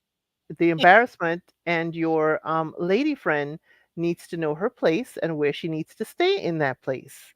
And it Hmm. may be one. Many of them, back in history and stuff, the way you keep this on the low is you have one, or you have it Ah, very that's, quiet. that's a good point. Tiger couldn't have one. He like to have several. Every waitress he met at the Denny's restaurant, that was his girlfriend. If she Right. was blonde and Caucasian, that was gonna be his girl. And then he's leaving voice messages, which is leaving a trace. Come on now. Ooh, Come on now. not the smartest, not the smart. But girl, we digress. We digress. Yes. But with Nola, yes, with Nola, I think he needs a complete mind reset, and how he views women and how he views and values their love. Because even in, as you said, this patriarchal world, the children, even the boy child that they would like to have, is being, how can I say it, is incubated in the woman, Hmm. and it is raised and taught. The first teacher is the mother. Yes. So again, you may not see value. He, Nola, at the time, doesn't seem like he sees value, but what Lebo has that we have been shown is Lebo is definitely the wife and mother material that we see there. Mm. Level's got a lot of work to do on her self esteem. Yes. She's got a lot of work to do on her self esteem, and I would say, just my personal note, in my opinion, I think that a lot of women, especially women that are young and still dating for marriage, I think that we as women have to learn to quit allowing men to be time wasters. Mm, Because, like you pointed out, like our oven has an expiration date. Unlike men who can have children into their 80s and 90s, hmm. our oven has a real literal expiration date. So, wasting 5, 7, 10 years with one guy that's not going to be the one, doesn't want to marry you, is a cheater, makes you unhappy. We got to stop wasting this time. But the question I have for you, Elsie, do you think that Lebo and Nola were ready to be married? Not just necessarily to each other, but to anyone. I think Lebo was. What we have seen of her and we've gotten from other people about her character and how she cares for everyone, even those new, to her, which are the other people in the cast. I think she Hmm. was. I think she was hoping that Nola rose to the occasion. Now Nola, I don't think he's ready yet. And it has nothing to do exclusively with his relationship with Ruth. That does play a part in it, but it's just his honesty, it's just how he is moving within the world, and how I don't see him as a husband and father moving the way he was moving, Right, acting the right. way he was acting with other people. And I have that for other people in this cast as we go along, but I don't think he was ready, but I think Lebo definitely was ready. I agree. Well, I can just say ditto, because you saying all the points. I agree with you on this part, that I feel like Level was ready. She's ready to be a wife. She is ready to be a wife. Um, I would wish for her the man who marries her um, allows her to flourish, compliments her. I think Aiden was a good choice. You know, her trial husband. I think Aiden ended up being a very good choice because Aiden is a man who has sensitivities. He listens when she speaks, right? He doesn't just listen to respond. He actually listens, and he has a compassionate heart. So I would wish for Libel to have a man that really compliments her, adores her, not only just loves her with his heart, but loves her with his entire spirit. Because I felt the nurturing that you were speaking of just a moment ago. I felt that nurturing spirit over Lebo and in her, and I think she'd make a great wife and an even better mother. I agree. Except Aiden is the one that took her down there to be peeping through windows. Well, that's all right. We needed some drama now. We got to stir up the drama. We can't have this be as boring as the Ultimatum US. But last couple of things on these guys, and then we're going to move forward. I wanted to ask you also that Ruth, or I'm sorry, I want to keep saying Ruth. I got this written down. No, Lebo actually admits that when she was asked by Salim, am I saying this right? Salalima. How do I say the host name? Well, anyway, the host, uh, Lebo says that she saw so many different characters and different traits within Nola, she didn't know what to believe. And she said, after really examining and watching his character, and as you pointed out, the way he moves, she felt like he wasn't ready to be married and be a husband to her. She saw what she needed to see. I just wish she didn't go back to him and do all of that. That could have been said without the roller coaster in the middle. You say she did not have to re-enter that ride to come to that same conclusion, huh? There you go. She didn't need to buy a ticket to watch the show all over again to know what it was all about. Yeah, I think, like I said, I think some people have to really, really see it. She wanted to really prove to herself that it was what it was. So I'm not mad at Lebo for that. I am not mad at her. I think she really needed to see it. She really did. And I think hopefully this time, even though like Isaac, I'm not quite sure. Hopefully she got the closure because she seems like that kind of woman that she's got to have the 1 plus 1 equals 2, 2 plus 2 equals 4, 4 plus 4 equals 8, and after that I have to get my calculator out. But she seems like she really needs the facts to all add up. When I say Right. to women, sometimes you really just got to look at it and see that if it walks like a duck and it quacks like a duck, it's what? It's a duck. It's floating. It's a duck. It's a duck. Yep. There you go. So but on to Tabby and Genesis. Love her hair. Love Oh, her hair. she looked so good. That hair cut off in that color, that was perfect on her. I'm not that brave, but I love it. Yeah, that was surprising. Like I was looking at the cast when they came out. I was like, okay, but where's the cast at? Who are these people? Where's the cast? I don't for the two of them, for Genesis and Thabby. Um I think they were just friends or people who were just there together and just ended up Mm, staying together and dating for quite a while. They say they are their mm, only relationship, only serious relationship. right. I was wondering if the allure Mhm. of having a trial relationship with Lindley, if Thabby won't kind of look elsewhere to see what else is out there. Mm. Because Genesis did not have the same response with Courtney. He didn't have the same experience. But No, I was like when his I was saw her. his was very dry, literally. Well, the thing is that I was like, she wasn't wearing the ring. I'm like, oop, did she break up so she can explore her options? But apparently, Mm, no, it is the mm. same question. And they bring up a question that I've had. Is the ultimatum structure really fitting with their culture? Yes, yeah, exactly. Exactly. Right. Because he said, in our culture, black women, and I thought it was so funny because I was thinking of American blacks. I was like, what is he saying? He said, black women, we don't give them engagement rings. We must deal with the family.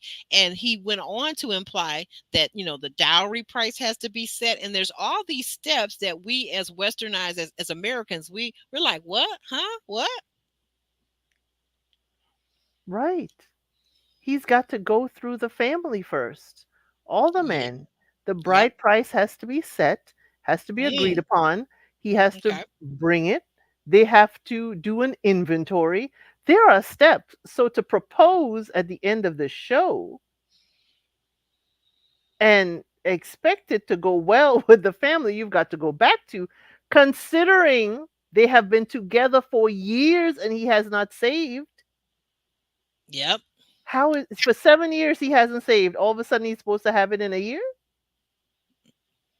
He's not serious. He's not ready. I can ask the question right now. I feel like he's not ready for marriage. I'm not so sure if she is. She may be, but in my estimation, he's not ready. He need to take his designer suits and sell them so he can get that bride price together. The Michael There, Jackson jacket. there you go. I mean, he's not ready. I don't know his finances or such, but she would kind of know what he needs to have. She said it. He had not saved for the bride price. He had not saved for, coming before her family. And he has to Ah, send a letter with his intention. So I still don't think the ultimatum is made for the way their culture stands. And I yeah, like the way their culture stands, and I hope it doesn't, get change. swayed right by the show and so forth. But her not wearing the ring, I think her family is, very traditional. I do wish them the best, but I just think, you know, she, Baskin Robbins has got 31 flavors. I thought she wanted to get out there and taste different ice cream. That's interesting. You think she wanted to explore a little more. She did seem to enjoy the company of Linda Lay. She really did. And I thought they had a lot of sizzling chemistry. I was kind of concerned about them for a minute. I was very concerned. I was like, oop, especially with the way Linda Lee was behaving with SZA, but we'll get to them. But yeah, I was concerned. I was like, ooh, she was just too excited for that teddy bear, on the bed. She was just her eyes were at least more bright than when she was talking about Genesis. Yeah. I don't know. I just kind of saw and this is why it's kind of a contradiction because he was so sage when talking to Nola when they were off stage behind the stage, but yet um his his drive to marry her, to show that he's ready for marriage, to save the money, to have what's the word I'm looking for? Initiative. I don't see him really having initiative and being that household leader like I would expect of not only an American man, but most definitely of an African man. I don't see it. I agree with you. I more see it as if he's saving, he's handing Thabby the money to hold in an account on the side for when he needs it. Ah, okay, okay, But okay. yeah, I don't see it either. But he is showing us that he's very cerebral and very wise beyond his years when he spoke to Nola. So he is, quite a quandary for me. You know what I think it is? I think I got it. I think this is what it is. I was watching this show, and to your point, here is the thing, and in talking to my friends that are international, okay? Hmm. Here is the thing: the world, globally, American culture has seeped in across the world globally, right? And Right, I think a lot of people have become Americanized without even realizing it. They're younger generation, not saying their parents necessarily, because they're like me when I go on Instagram, I see it for what it is. It's just some tomfoolery basically, and it's a place to promote yourself. That's it. That's it. That's right, all. I right. don't I don't take it serious. Like I don't get worked up. Like people say, somebody says something. I was on a post and somebody was responding back to me. I was like, I'm not doing this back and forth. This is a waste of time. It's what it is. Hmm. But But to get back to the generation that we're seeing now on this show, The Ultimatum, I think they've become Americanized in their mindset, and yet they're living in a culture that has dowries and bridal set prices and all this kind of stuff, and steps that you must write a letter, you must meet with the family, your family and his family must agree upon this, that, and the third. So it's like you trying to fit a square object into a round hole. It's not working. It's the tradition. And what I look at this and look at the cast, it's like I also look at who is going to continue with this tradition with their children. Mm, I don't see Genesis doing that.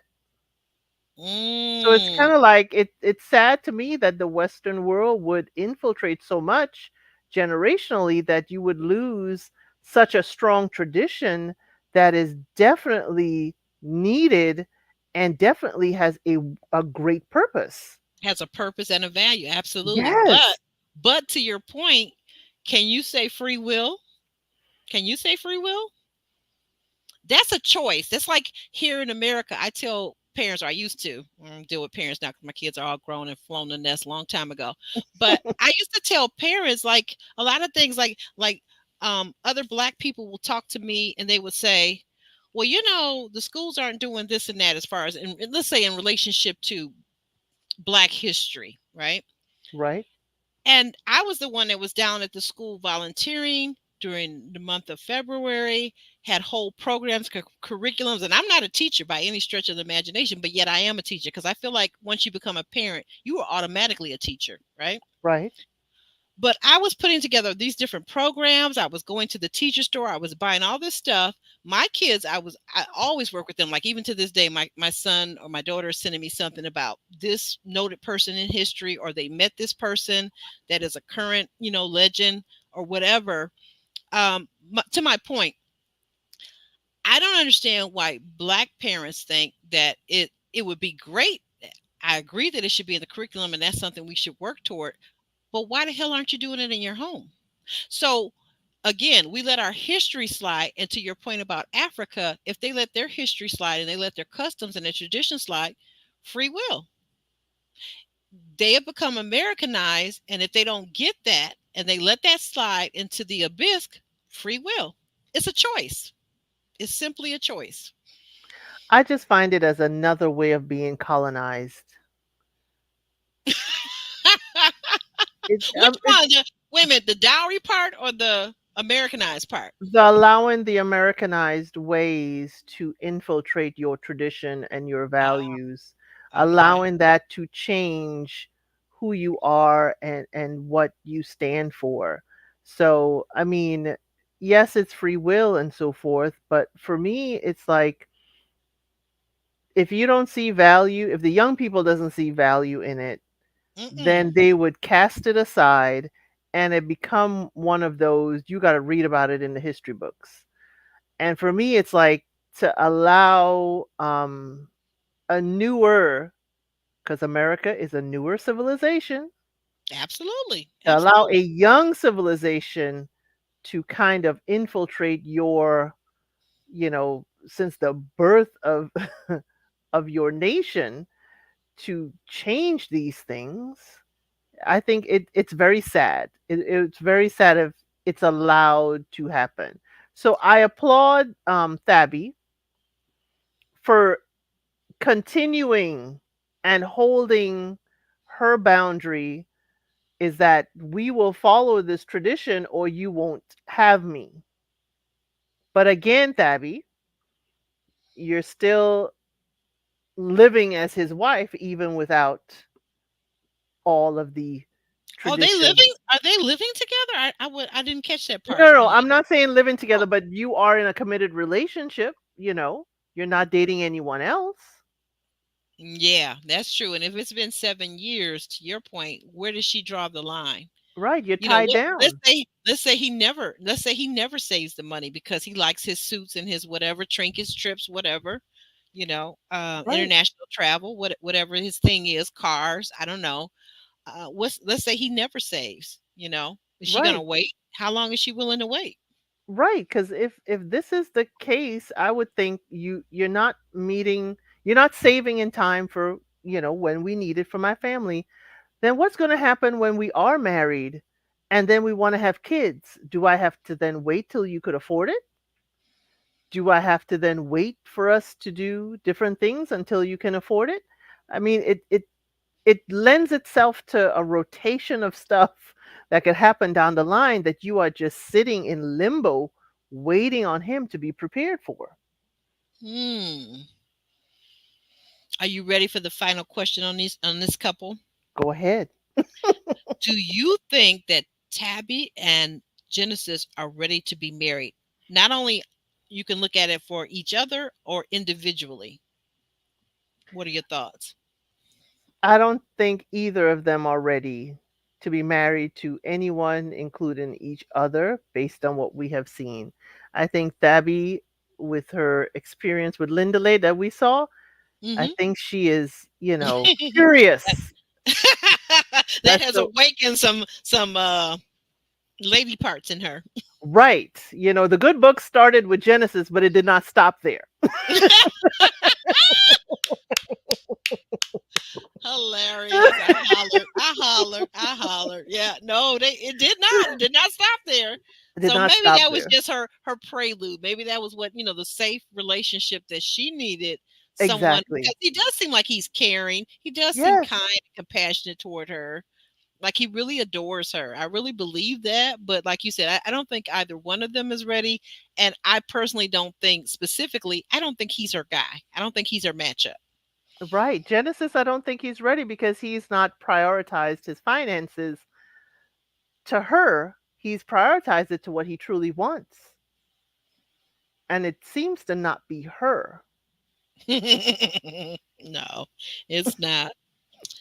But on that end, you spoke of Genesis and his experience with Courtney, and Courtney clearly was not interested in him physically. It was basically a friendship, a high five type of situation.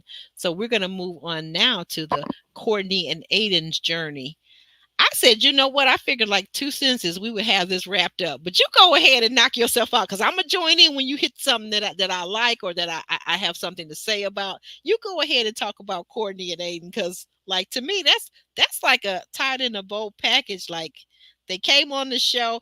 Here's what I think. I'm gonna tell you this part, and this might sound funny, but honest to God, I would lay $100 on it. There's somebody's cousin in production, and they already got a wedding date set and they just came on the show for some extra money There could be, but why?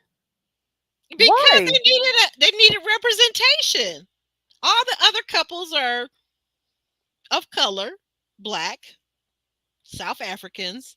They needed some diversity, girl. DEI. But then, Courtney, why would I have a wedding date and this man does not have a job? I don't know about all the wherewithals on that. Maybe he's a trust fund guy. I don't know. He I doesn't. didn't He say doesn't. I didn't say I worked it all out, but I'm telling you, I promise you, some kind of way, this is somebody's cousins. And they came on this show. Everything was already set. They were there. They were their very tertiary characters in this drama. Oh no, I liked it because it gave me a sense and comparing it to the Western Hemisphere. Because here we are, Courtney's working, Aiden is Aiden is not.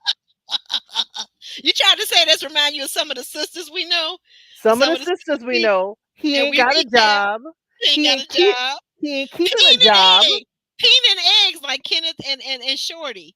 Peeing Right. and eggs, I used to always call it because he was always cooking up some eggs, not working. And he was giving her plenty of peen and plenty of scrambled eggs. Playing his video games.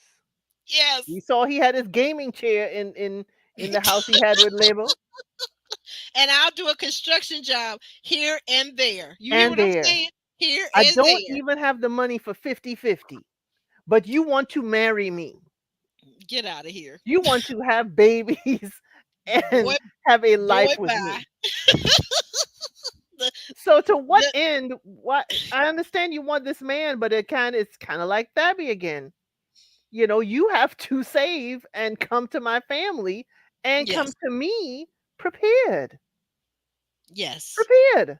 You cannot keep a job. I can't keep you. Exactly. So my thing with Courtney and Aiden, what it does, and I love it that they are of a lighter hue, is that many people in the Western Hemisphere here in the Americas like to say that it's only the black woman having to deal with that, but if you go to the other side, you don't have those problems.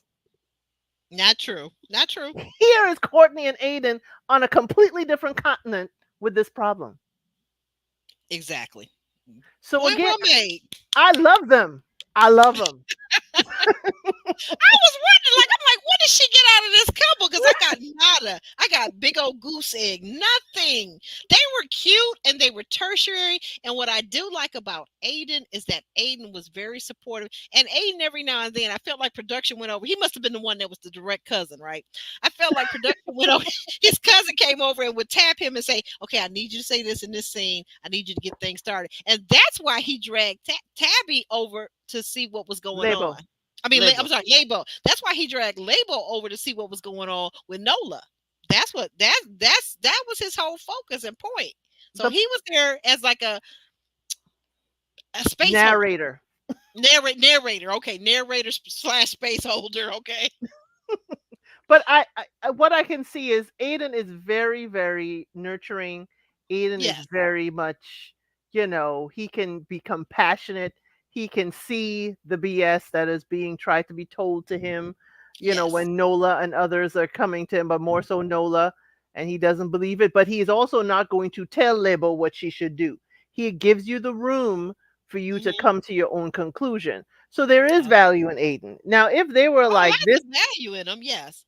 if they came at this and say, well, Courtney is going to continue her career, just like Danielle and Bobby. I don't know if you watched Married at First Sight, but there Yes, was of a course. couple, Danielle and Bobby. Hmm. Bobby, yes, had a house or whatever, but Danielle kept her career going, and Bobby is the stay-at-home dad. Is that But the he couple can't. that was in Chicago many seasons Yes, ago? Yeah. Okay. yes, they I have remember two them. daughters now. Yeah. Hmm. Oh, I But didn't know that he was a stay-at-home dad. he is a stay-at-home dad now. Is a stay. Oh wow. Yeah, but he came with a home. He had worked and he Ah, had a gotcha. house He had and established himself. exactly. But Gotcha. Aiden has not. But I could see Aiden as a good dad and nurturer and so forth. But again, to Courtney's parents' point, the dad was like, I need you to have a job. You know what you need to do. You need to have a job. But you need to also say you need to keep a job. Production. I'm just thinking this through to your point. You have a very valid, excellent point. Production. But even I, if production did it, I am happy they did so people can see if you divest, you may still end up with the same problem. or not. Because over here, I'm a big fan of the or not. I'm a big fan of the or not. Just so we're learning The- each other as we go right. along. And the other point to that is here's Yes. Courtney now prepared to propose to him. Now that part made my stomach turn. I'm sorry. I know this is the new millennial, but y'all millennials, go ahead and knock yourselves out. I cannot. I cannot with the foolery of it all. Men are already in this new generation. They are already in these shows and even in real life. They seem like to me not necessarily masculine. Okay, I'm sorry. There's no easy way to say it. My And husband so says coddle. very much coddled, and very much like Genesis is a perfect example, lacking initiative for what they say they want. So they're really just plain immature, lacking in initiative, and all the qualities what I consider, and I know this is a personal thing and it's subjective, but the things that I consider to be masculine traits, they're lacking in it. And on the flip side, modern women, a lot of them have those masculine traits. Yeah, I'm one of them. I got a lot of masculine traits, And but and I'm But go ahead. I'm sorry. I could switch it on and off. Yes, and that now that my girl Crystal XO YouTube channel, that is something. Oh, I can't talk. This is my boy JR. Okay. Um JR, I'm in the middle of something. I should have put him on. I let him hear us talking. But Right. but no, the thing of it is, yes, to turn it on and off. That's the key thing. Can you turn it on and off? Or like someone, I forget what show we were recapping, and the guy said the exact same thing. He says, "I don't mind. I love a modern woman. I love a woman that's a boss chick. But when you get home with me, you got to be able to turn it off." I think that was the Nola season, that new show they had out, Ready to Love did with Oh, ready to move? Ready to Move. Thank you. Ready to Move. Remember that? And that was with our girl from Houston. Real shapely, sexy girl. There was Cherise, there was Zadia, Burn.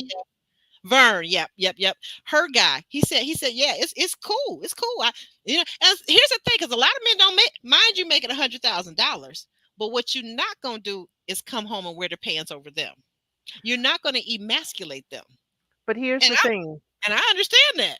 I understand that too, but where have our girls been able to um have the expression of their feminine self? And I would say this Yes. in my own rearing.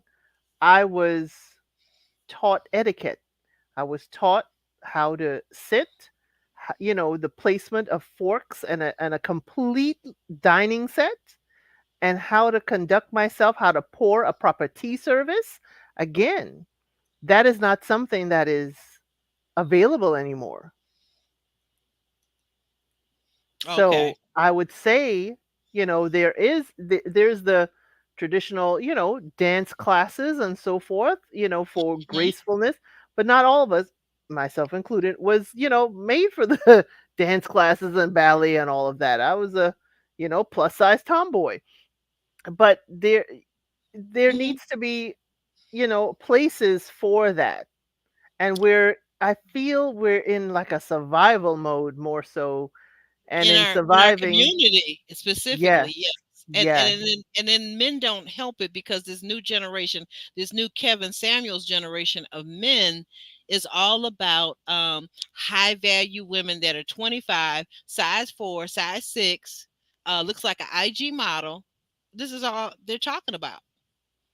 And in real life, the guys that are stuck on IG are in their mind, and pornography. Let me just say, in my opinion, pornography, which actually gets men, it rewires their brain, the way they think, the way they view things, and it really makes them think that women are supposed to respond to them the way the woman in the video of the pornography responded to the gentleman, whoever she was having that hot and heavy Right. time with. Okay. It's a And that's distortion. crazy. That's Yeah, absolutely crazy and bizarre. yeah, it's a distortion of reality. There, that's it. But again, we also have to have a space for, you know, teaching the young ladies and teaching the young men. There are, few places I know of that would, teach young men how to be gentlemen. But again, there isn't much space for that. There's much space for that. If I asked, full disclosure, I'm in my 40s. If I ask a 20-some-year-old lady what are the elements of a proper tea service, or how to lay a formal, you know, setting on the table, won't know. Won't know. And that to I'm me a is sad. That to me is sad. My boys know. Oh, my boys know. It's like, mm. wow. Well, but wait a minute. Let me ask you this though, because as you're talking, I'm loving everything that you're saying. But what I also want to make sure I understand is the femininity and the feminine energy in a relationship. Do you feel there's a reason why so much in our community women do not feel able to operate in their feminine energy? Or do you think there's a legitimate reason, or do you think it's just that the women are just modern boss chicks and that's just the way it is? I'm searching to, I want to understand what you're saying. In my estimation, and based on my experience, if I show too much of my feminine energy out there, Hmm. I become prey. Pray to whom? Like at work Prey and. to in work whoever wants my position because it's a Hmm. doggy dog world, and prey to someone coming to try and take advantage of me. So if I put up my, I'm going to use my Margaret Thatcher, my iron fist out there, if I put up my armor, you know I'm ready to fight at any time and you won't come to me with foolishness. And yes, it's sad because even the guy that would like to, you know, build with you in his own armor, he can't penetrate past your visor because you're in full body armor. And that's the hard part. The hard part is Mm, just we also have to trust ourselves that if we do let our armor down, that the person that we're letting in, even if they hurt us, to just use that as a lesson learned. You know, yes. every bump and Oh my scrape will. God, you are my twin. You are my twin separated at birth. I was telling this last year to that person who should remain nameless. I was telling this and I was saying that what I have learned, and everybody's experience is different. You don't have to agree with this, but I very firmly believe that for most people, if they could get this and if they understood this, this is how I really believe it works. And I've heard psychologists say this too, that we have to be the part about being vulnerable with other people, specifically in a, like, let's say a romantic relationship, right? Mhm. If you have the ability and you understand yourself well enough, right? And you know that you are resilient and strong. And we black women are always say, I is strong, I is strong, right? But if you really believe that in your heart of hearts and in your spirit, and you know your spirit is so resilient and that God has you, if you really, really know that, you would understand that anything that's going to happen to you inside of a relationship, you can recover from because it's not based on what they do. It's based on the internal insides of you, the resilience, the strength Right. that you, like you said, that you are going to get a lesson from it, even if it don't work out the way you want it to. But a lot of people don't get that. They're thinking, well, if I get hurt one more time, I just can't try. I just can't bring myself to open up, to let this wall down.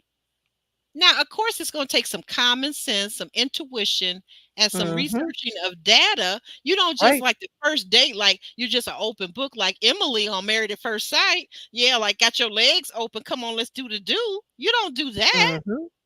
But I'm saying in a normal relationship where you allow it to progress organically, if you trust in yourself, you will never really have to worry. Can you recover from a breakup? Can you recover from your heart being broken? The heart, the human heart, is one of the most resilient things in the world. It definitely is. And one of the things, and I know I don't speak politics to people, but there was one saying back in Reagan days that I love, and I talk about it with my friends who are dating. It's Hmm. trust but verify. Trust Yes, what the person is telling you, but I need you to go out there and verify it. If he says he's an entrepreneur, he must have a yes, business license with the yes. Secretary of State. Yes, there you go. Verified. Oh, girl, I love that. And you know what? Trust, I actually forgot where that came from. I actually forgot where that expression came from. So that's awesome that you reminded me. Thank you. You're really no problem. we are twins. You are a history buff and a we are twins. We gotta talk offline, girl. But Yes. anyway, But for Courtney and Aiden, I love what they brought to the forefront in casting. I know you kind of put a pin in them, but I was like, Courtney is dealing with the same thing a lot of Black women have been going mm, through. yeah, And that's a Aiden good point. is a young man who may not know the direction he wants to go in his life. But Hmm. then, my girl, you got to decide. It's been 7 years. Are you going to let him stew for seven Yeah, years trying to figure out what he wants to do? And are you going to propose to him? And it may be culturally they're allowed to propose to the woman yeah. to the man. I don't Okay. think so. I don't think so. I've only seen it like Sweden when I saw Love is Blind Sweden. Sweden. Oh, okay. I haven't checked that one out yet. I bet it's good. But wait, Oh, wait. it's good. Are they transplants? So that's the other thing I wanted to say about this. Aren't one of them or both of them transplants from other countries I and think immigrants she's too? from is it either him or her is from Australia? Okay, I thought so. Yeah, In that country, or is it Australia or New Zealand? But both of those countries, my understanding from um, when we were covering maths, and who is it, Cameron, that's from New Zealand. Their culture is very much women are modern women, and they can very much be the aggressors, and that's very acceptable there. So yeah, gotcha. So yeah. then it's understood. But it was just the hey, she's working, he's not. I'm like, oop. How many of the American women could commiserate with what they're going through? Right, right. And final question on Courtney and Aiden. Courtney and Aiden are fine, or are they? Do you see them really making it to tie in the knot? What do you think? If Aiden keeps his job, they fine. If I think Courtney is set on he has to have a job, he needs to keep that job, and I think she's just biding her time. They're taking their time, taking it slow, as he said, giving them time. You already had 7 years, sir. I think she is just watching to see, can you keep this job, and can we work with these finances and figure it out with this job that you now have. Okay, okay. So we could kind of wrap them up. So maybe you think in a couple years they might be ready. He If he spends a keeps couple the years, job, if he keeps a keeps the job. job. Okay, and they'll be ready, and then that'll be a total of 9 years. But they're in their what, early 30s, so it's still okay. Yeah, yeah, they still got a little bit of time, but she's got to be like, if you don't, if 2 years later, yes or no. Mm. Well, let's move on over to the SZA and Linda Lay journey. uh Linda Lay and SZA, they the only people, like, after what, their 6 month courtship and coming on this show, they are saying that they're going to be getting married by the end of this year. What do you think about that? One, the 6 months gave me concern, but I think they've been like Thaddy and Genesis. Maybe they've been in proximity of each other for longer and just in a relationship. Oh, okay. I see what you're saying. Like knowing each other and knowing of each Yes, other, even being friends. Okay, I see. right. In the same friend group, and then it's like, okay, we single, we single. I had my eye on you, girl. Let's do this. You know, or and SZA not wanting to, but Lindley is the only man to bring the ultimatum, which Yes, is yes, it was. interesting. Yeah, it is. But Lindley was showcasing all of his husbandry while with Daddy. I can cook, I can take care of the household, I can support you, I can, think of thoughtful gifts. One thing is his handling of the gift from Daddy I did not like. SZA was correct. You need to take that back. Yeah, I agree with you. And she was wrong. Tabby was wrong for bringing that to him after they had came in their apartment like that. When they had went to the original partners trial marriage. I think she was wrong for that. And he was wrong for leaving the teddy bear on the bed. Yes. Yes, I was like, "What?" Plus, I did not like how he was with SZA in the beginning when he's like, "Don't call me baby. I am not. We are not together anymore." It's like some people can, cut off really quickly, as I Mhm. can. I can cut somebody off real quick. We are But twins. I'm over here raising my hand. Girl, we are twins. Girl, you don't have to say nothing but a word. Okay, nobody has ever told me no twice. Like, if you tell me no, if you tell me leave, it's over. You ain't got to tell me twice. Bump that. I always say my family, we only go back for seconds for food on a plate. There you go. There you go. That type of compartmentalization. Yes. But SZA is, all in this relationship with Linda Lay, and it's like she can't cut it off. She's the one being taken into this experiment, and she's still trying to hold on to her relationship. So when I thought it was very cold. I understood where he was coming from, but the way it was presented was cold. Don't call me baby. Don't call me that. I'm going to be with Yeah. somebody doing a trial marriage with someone else. Felt was very cold, and she was very emotional about it. Um, I do think that she was I was scared for her at first, but when she took the gift back to Thaddy, I think I saw the backbone that she had, how she stands up for Yes, herself. she I w- did. She I did. was so proud of her then, and it was respectful. She said it there in front of Genesis. Um, I think she should have dragged Linda Lee with her, but whatever. Um, I do wonder though. There's something, and it's irrational of me, but Lindele is, as they said, he is acting. He's trying to get his career up and going, So is and he I sounding like another Aiden, kind of sorta? yeah. Oh Lord. So he has all these wonderful traits that we did see with that. He was really good host, good Hmm. cook apparently, except, Kanya said that the meat he cooked was dry. But he was, going all out there, but he was saying he was in love with Daddy after only 2 weeks. Yeah, that was something. That was something. You wonder we should trust that, huh? I don't know. I could say you love being with her and the emotions she brings out of you, but to say you love her, you don't know her. No, not at Y- all. You don't know her, but I did like Lindile, how he was, in his trial marriage, and how he was with SZA, except for the gift portion. It's very interesting to me that he's pushing it after 6 months together, but there's something that was keeping SZA from accepting right away. And they Mm. too put a pause on it.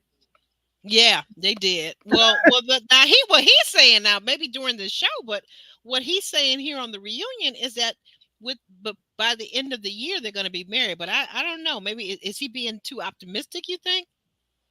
You I think think they're he's ready to be married, SZA and Lindile?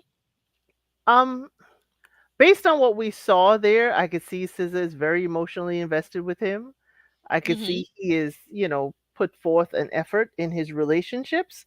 I could see them working out. I just don't understand the delay other than maybe he said they have things to work out and you've asked the family to give them room to work it out, and I'm like, Hmm. yeah, that was supposed to be worked out on this show. But granted, it's 2 weeks. He can't fix everything in 2 weeks. But I have hope. She is wearing his ring.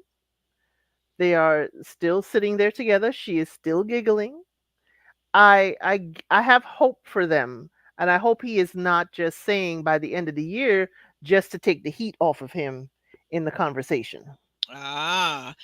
Speaking of SZA's laughter, what did you make of this nervous laughter when they showed the montage of all of her laughter?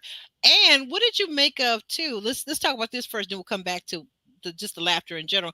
What did you make of the altercation that she had with Kanya when Kanya basically said, Lindile or yeah, it was no, not Lindile.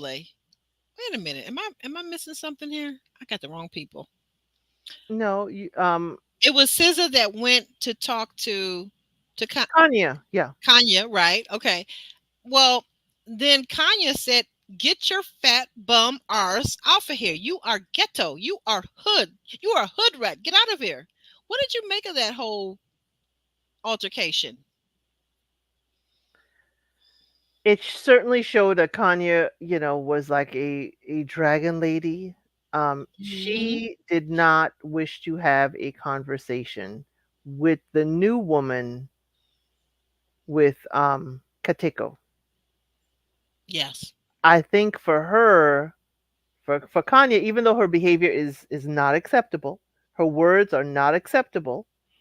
She had this, fear of hearing something she didn't want to hear, or being faced Ah. with another woman that Katiko obviously is enjoying her company.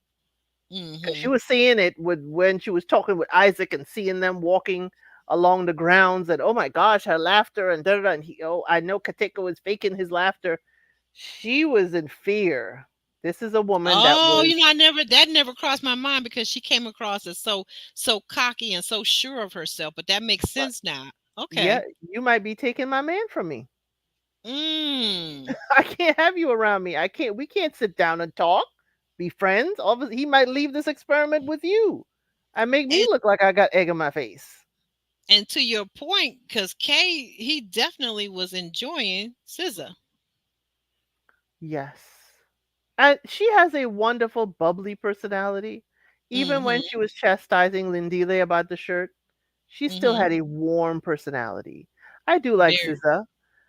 Her Mm-hmm. laughter, I think, is to de-escalate stuff, even though Okay. people may see it as inappropriate. It's her nervous laughter. I just Mm-hmm.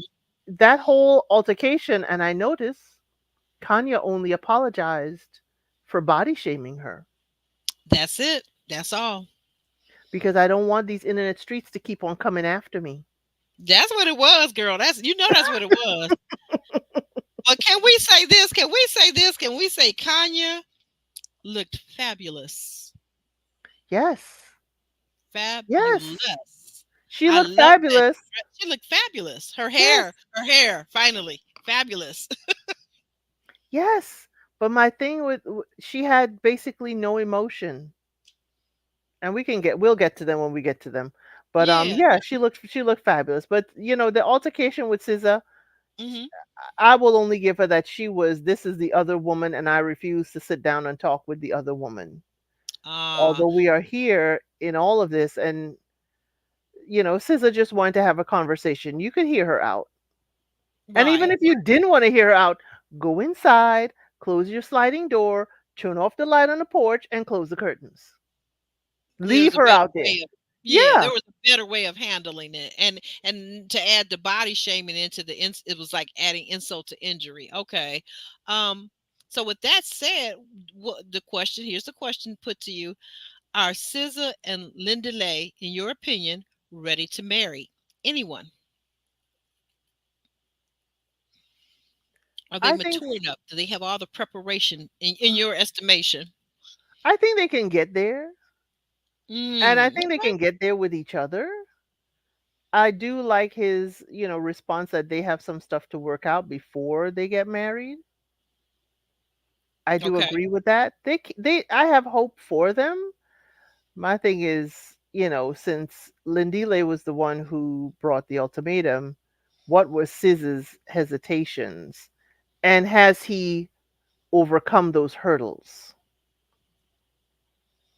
Mm.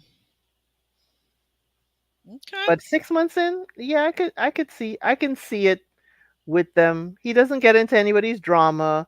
He doesn't get into, all the quirks and stuff. It's just how he treated her and when he dove into the relationship with Tabby is my concern. I was shaking wondering if he and Tabi got back together, after the whole thing when I saw she wasn't wearing her ring. I was like, "Oh." But yeah, I think Caesar and Lindy Lay, I have hope for them, but they do have a hill to climb, and I don't want them to put that end of the year, pressure on them. Take your time. They're young. Okay. Okay. All right. And so on to, as we were bringing out already into the conversation, on to Kanya and Kay, as I like to call them, because it's a lot easier to say, their journey. Um. Wow. I'm gonna let you start this one. Go ahead. Whew. It's a lot. And then I'll give you the update from Instagram from a little conversation back and forth that Kay and I had. But go ahead. Kateko and Kanya. Hmm.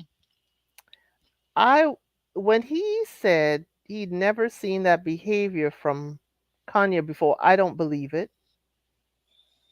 I don't Yeah, believe it. me neither. I think he has seen it, but he's made excuses or justifications in his mind. Oh, she's hungry. Oh, she's cranky. Oh, it's too hot. Oh, it's this. I It's too think he cold. just, yeah, Yeah, yeah. I like a think he, baby.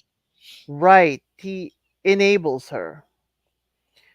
Um, she gave him the ultimatum, and they go into this experiment. She calls everybody boring except Isaac, because Isaac, I hate to say this, Isaac like leads with what he can do for. What do you This is wait a minute? what What do you mean? I don't understand. it's like. What this is what I can do for you. I can shower you with gifts. I can, you know, help you with this. I can help you. It's more. I think Kanye was more looking at Isaac. Isaac carried himself as a very well off man. And I think that kind of pulled her in. That's what I Mm, think with Isaac. But, okay. Isaac was a sharp dresser. I mean, all the men in their own right, but Isaac to me was a very sharp dresser. And I was like, oh, okay, Isaac, I see you. I see Mm-hmm. those high end pajama look. I see that. Ooh. But, you know, her interaction when she got mad, or when I guess Isaac can no longer serve his purpose, or when he was finding fault with her, she just lashed out. He's like, it's just you at the house. You're using four bowls and like six plates. It's like you can't wash anything. You're gonna wait till I come home for me to do the dishes. And she's like, do the dishes. She was just like the expectation of Isaac just doing for her after he's gone to work and come home. For I had hoped that Katiko, with his time with SZA, could see that there can be a very even keel, soft spoken, gentle woman that can be with him and can pour into him and make him feel, strong and safe. I had thought that SZA made an impression on him that he would not have proposed, even promise ring. But Mm-hmm. he floored me. I was like, okay, you're going back to Kanya. You're going back with the intention of a promise ring, knowing I knew it was going to blow up in his face the minute he said it. I am shocked that she didn't just throw the ring Yeah, across that's the what I was field, waiting for, like the real. Oh, yeah. the visceral reaction. But she was like, "What is this? What is this? I did not. What is This is not this? what What I is? asked for. This is not what I I asked for." kind of do get her point though, because she said, "Wait a minute." She said, "What cracked me up?" She said, "The show says marry or move on." Right, She said, right, I'm gonna hold you to the show's premise. The show says marry or move on. Dang it. right. And that's where I would stand with her. This is what we agreed to. If you are not ready to marry me, then you need to go away. Don't give me this. And okay, and I need somebody to explain to me, where does a promise ring come in culturally? Because I only know it here. Ah, again, the Americanized version of marriage and courting and courtship. Yes. Okay. I see your point to that. I know it religious purposes for young ladies, promise rings with Mm-hmm. their dads. So this Okay. promise ring stuff, I'm like, I did not expect it. I'm like, how does he even know Right. How does that, about that's a very good question. How does that fit into their culture? right? And then, you know, oh golly, I just didn't understand their connection even when they came back together. No, The I didn't. verbal beratement of this young man. She threw, and then she threw the wine on him. That's a physical assault. I mean, like I say, a lot of times we take what these women do to the men so lightly and without a care in the world. Like, oh, she just threw something. Women do that all the time. That's abuse. Yes, That's that's DV. yes, it is. Yes, it She is. poured that on that man, and she was so serious. And then even after that, he tried to calm her down. He took the high road, because a lot of men would have reacted very differently, right? Right? But he took the high road, and she still continued to berate him and, like you said, demean him. Like, that is DV. And pull him Because off if the bed. I mean, put him off the bed, get out. If we had seen it in reverse, can you imagine if she was lying there unexpected and he poured wine all over her? demeaned her, called her all kinds of things, said all kinds of things about her, And dragged and her off the pulled bed. her. We'd be ready to call the police. Yes, all the way in South Africa. Yes, absolutely. But it's allowed, but she has been given permission to do this, meaning permission in her life to do this. Yes. It's like this is You acceptable behavior? you brought up a very good point early on when we first started talking with this couple. You used the term enabler, that he does things to enable her, and I absolutely agree with you, and it seems to be why he refuses to see her for who she is. Like when he's saying, but I never saw this side of her. I don't buy that. I don't believe that. I think it's the same version for him as it is with Isaac. She is a very beautiful woman. Yes, She she may is. be the top of the food chain for him. Yes, could be. And She's and very he beautiful for sure. absolutely gorgeous. Top of the food chain for him. He can't possibly believe how he got lucky enough Hmm. to have her even look in his direction, and I will do everything I can to keep her. She, on the other hand, here's this man willing to do any and everything for me, including allow me to act belligerent. So Mm. again, if I want this, he will provide it. If I want that, he will provide it because that's what I told him to do. They both. I think he is just like I don't think I can get any better. This is when they say you are above your ranking. This is Yes, way above his ranking yes, in the I see dating what you're market. saying. In the dating pool, her market value may be a little higher, but it's interesting though because Isaac asked her, "Well, what do you bring to the table? You don't cook, you don't do this, you don't do that. You know the feminine, traditional feminine qualities that men would like to see in a woman, right? For most parts." And she said quite simply, now this was very westernized. She said, "I don't have to bring anything to the table. I am the table." What does a trophy do? It just sits and looks pretty. Looks like it's an award that you won. It's something you won. Exactly. It is admired and it And doesn't have to do anything but sit there. And that's what she's saying. You will have the admiration because I am in the trophy case. I am with you. I don't have and to do anything else but be pretty. and they'll see it. She said that while on our TV screens on Netflix, The Ultimatum South Africa, all the while wearing that tired, dry wig. And as beautiful as she was, because I could see past the wig, and I said, "Oh, she is simply beautiful. Her figure, amazing, gorgeous figure, legs, everything." But I was like, "Girl, if you don't hurry up and do something, put some Afro sheen on that wig real quick and rub it in." I wanted to tell her so bad.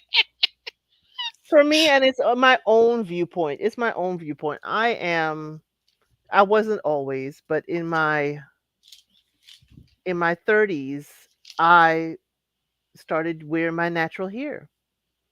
Natural Hmm. hair with heat, but now for at least another 10 years, I have my natural hair with no heat or anything. I don't straighten my hair. I don't, as they would Ah, say, pull it out to kind of lengthen it out. It's natural and curly, and however it wishes to behave or misbehave is what yes. it is. So All right. my view of she's a very gorgeous girl. Very. I just wish to see her natural hair. Like even not the natural hair when she wore that short bob, Mm-hmm. even though she was talking and saying Lindalay's cooking was dry, she looked quite charming in that short Mm-hmm. bob. Mm-hmm. I She did. just I just appreciate a more natural hair look. And you That and you that's it for me. Right. And you bring up a very good point. Well, that and I'm thinking of weather and I'm thinking of temperature and I'm thinking of all the camera, the lights, what it does to your hair and what it does to these wigs even.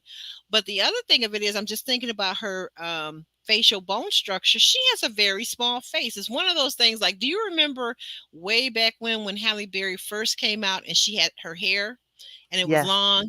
And then when she finally got to the stylist and he cut her hair and she really like, we really like, oh, she is so fine. We knew she was yes, pretty, but like she became fine. Like, woof, Yes. because she has a small face and her face can't really, all that hair just disguises and covers up the beauty, the bone structure. That's what's beautiful. Like From the cheekbones, the jawline, everything. You got all this hair, this wig just covering it up. You have exquisite, like we don't even really get to see that in our part of the hemisphere, right? Because right, there are my some features that are just uniquely African and to the specific regions even. exactly, because for me it's like you have taken on a more European definition of beauty, Yes, there it is. There it is, right there in a nutshell. and yet there is so much beauty you are hiding from us. It's how I see it. You are hiding your beauty under all of it, or your natural beauty under all of it. I She is a gorgeous girl, but I just, and as I said, I'm fully natural. My hair, does what it wants. But I can, every time I look at, a a, a wig or so forth, and just full disclosure, I come from generations of pageant women. My grandmother and mother were pageant girls, so I have grown up Ooh, in okay. the wig and ponytail of it all. But my hair was permed forever. But when I released that or decided, oh, I don't want to do that anymore, my viewpoint on beauty has changed. My viewpoint on what Yes. I deem beautiful has changed. And I just would love to see Kanya in her natural state, and just, for me. But Hmm. she's gorgeous. I just, for me, as you said, the heat, I'm in the South. I'm outside of Atlanta. Wearing a wig, I don't know how these girls do it. Right. Yeah, that's the thing. And for this show, I think for this show, sometimes for dramatic purposes and marketing purposes, I think they want, you know, like you said, and it's been done in Hollywood here in the States and all over that black women, like you said, that they kind of Europeanize their features, that they use the European standard of beauty, right? And Hmm. and I love what you said about the natural hair because I am also a natural girl and my hair just kind of does what it wants. My hair is naturally coily and I love it. I love it. But to this end, the last question about this couple, do you see them? Do you see Kanya and Kay as being ready for marriage? No, From what we the saw. fact no, the fact that Kateko even brought a promise ring told me he wasn't ready. Mm-hmm. He did not listen. He did not follow the rules of the show. He knew. There's no way he could say he didn't know. His mother even tells him about, Kanya. So he knew. Mm-hmm. He's been told. The other Mm-hmm. thing, he has experienced, gentle care with SZA. So he Mm. kind of knows there's something else out there. Kanya, Yeah. Mm-hmm. I don't see her giving the way it portrayed, even when they got back together, you know, and were smoothing things out and were happy again together. I didn't see her as being, selfless. I didn't see the selfless part, the, catering to your partner and being open, other than being open to them catering to you. I didn't see that give and take with her, you Okay. know. And her attitude, I just, ooh, one of these days, well, not one of these days, it already came out. It was poured out onto him, you know. Literally. The wine poureth out on him. Yes, Hmm. literally. I said this was the last question with this couple, but you know what? I told a fib. I'm feeling like Nola over here. Uh, I told her outright lie because there's a couple more things. So we find out during this reunion, what in the world? Uh, she has had a baby. They have a 3-month old baby. Now, mind you, they're saying that this has been filmed. It's a year after the show. So I'm counting back months and I'm saying, well, so doggone it. Did she get pregnant during the filming of the show?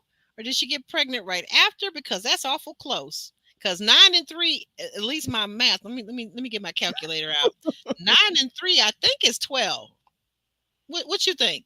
Uh, Hey, I'm wondering what happened after the promise ring and we separated. I'm She found wondering. she found out she was pregnant, which That's what I'm wondering. which brings some people over on the IG. Now you guys get on the IG. It brings some people to ask the question: is it his baby? Because could it be Isaac's?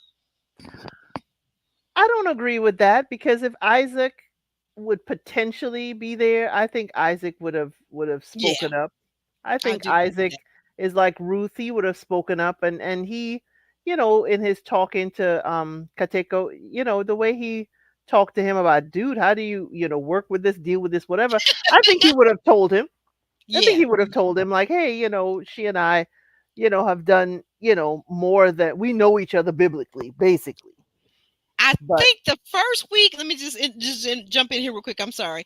I mm, think that Isaac, the first week, I think that was a thought on his mind, and I think they even had a scene of them kissing and whatnot, and his hand was kind of sliding down from her waist to the, yes. little further down in the back.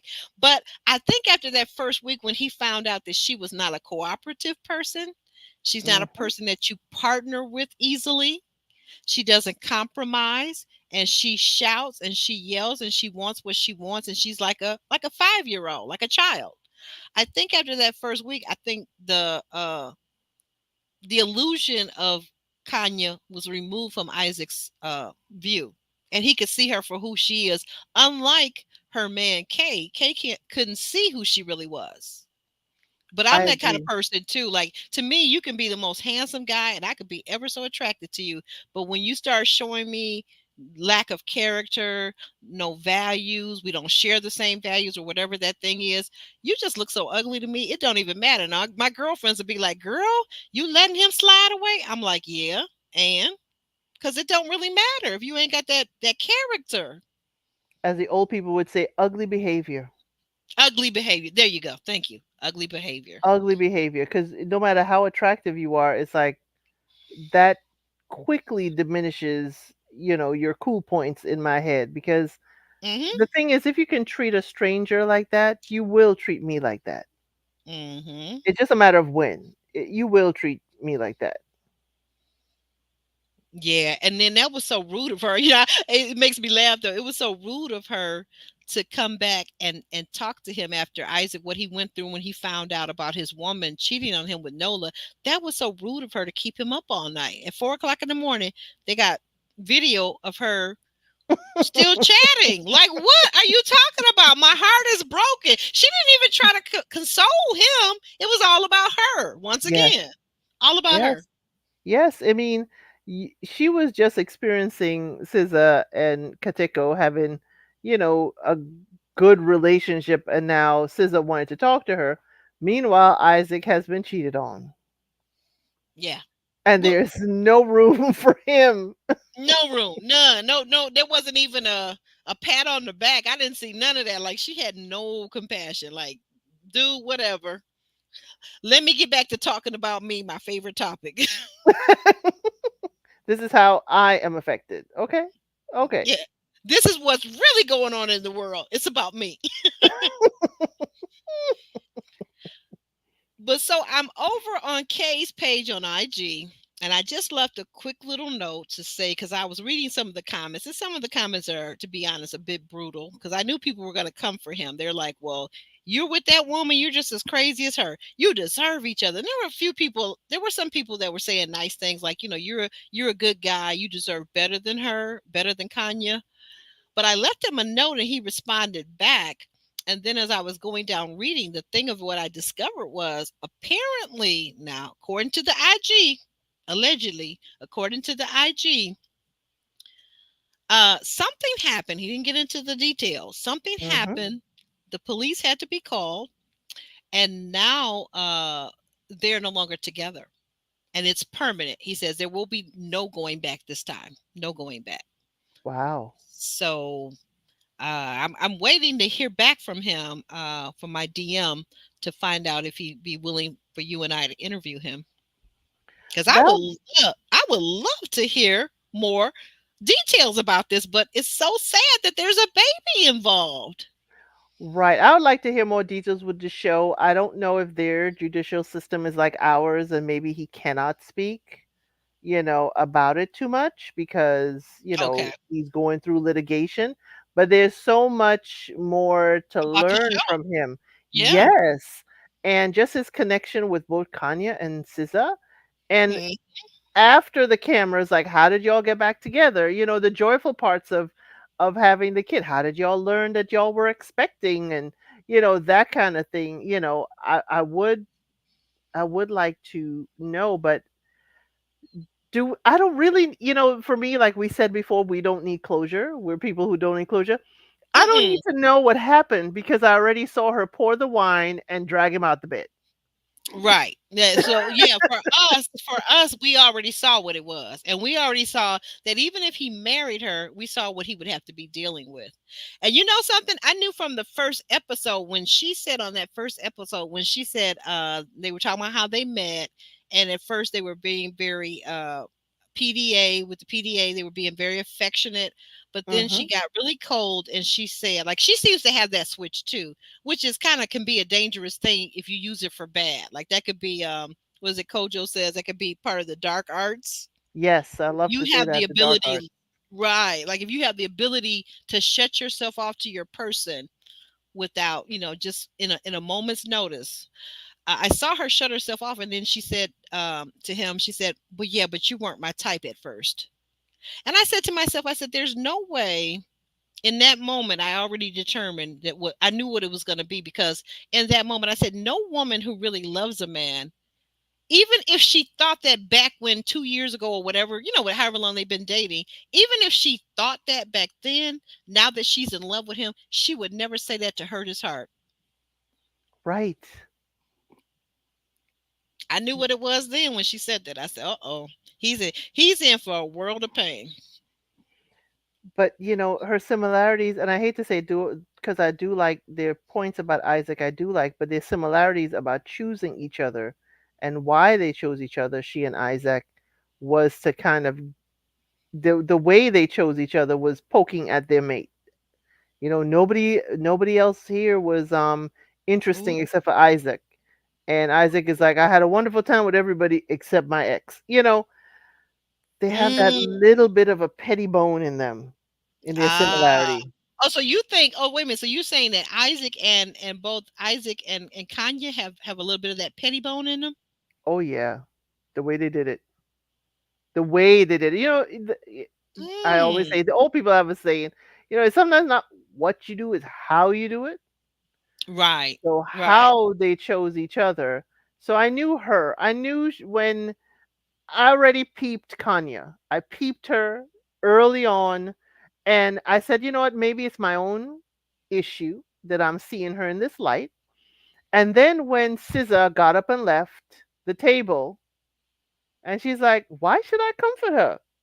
I don't know if she's laughing or she's crying." The girl's been wiping her eyes. There's no laughter. We haven't heard the giggle.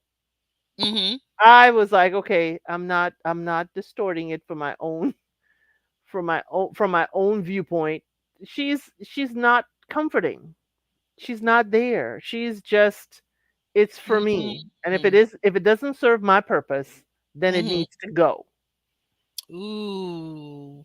Do you think in any of that what you're describing, do you think any of that comes from what I call pretty privilege? Do you think any of that comes from growing up being looking a certain way and being so aesthetically pleasing to most people that she just kind of did not develop her social skills, did not develop, she kind of everything was centered around her and her looks? Do you think any of that comes from uh like I said, pretty privilege?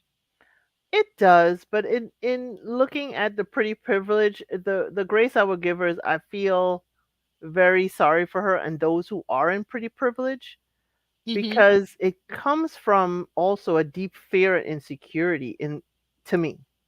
I feel like she's insecure. Yes, I do. I feel that. Right, to me, because it's like, if you the fear of, oh my God, one day I won't be pretty. Mm. The fear of Yeah. one day someone may not see me as pretty. Mm. You know, Okay. I won't be able to get what I want, so I'll get it now while I'm pretty, or just the fact that you feel you have to keep it up. For me, it's like being held hostage by your pretty. And to me, it's, Ooh. and then again, full disclosure, I'm like Alicia Keys. I don't wear makeup. I'm not a makeup person. So I'm fascinated and I'm thinking all this time, money, effort on makeup here, all of this that has to be put into your presentation, you're Mm. held hostage by it because can you have a day of just not doing it? Ooh. How do Wait, you see yourself if you just don't do it? that's so funny you said that. It makes me think back to in high school. uh there was one girl who had to come to school every day with a full face of makeup, and I mean it was well done and everything, and she was Mhm. cute.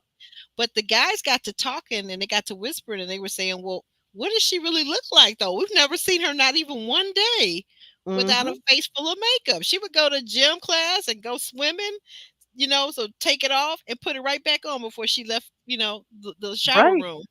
I'm like, you know what? I ain't got it to do. I Right. don't Yeah. have it to do. I love makeup and I love being cute and I love having my face made up professionally, but I don't have it to do. I'm like you. I kind of low maintenance in that area too. And Yeah.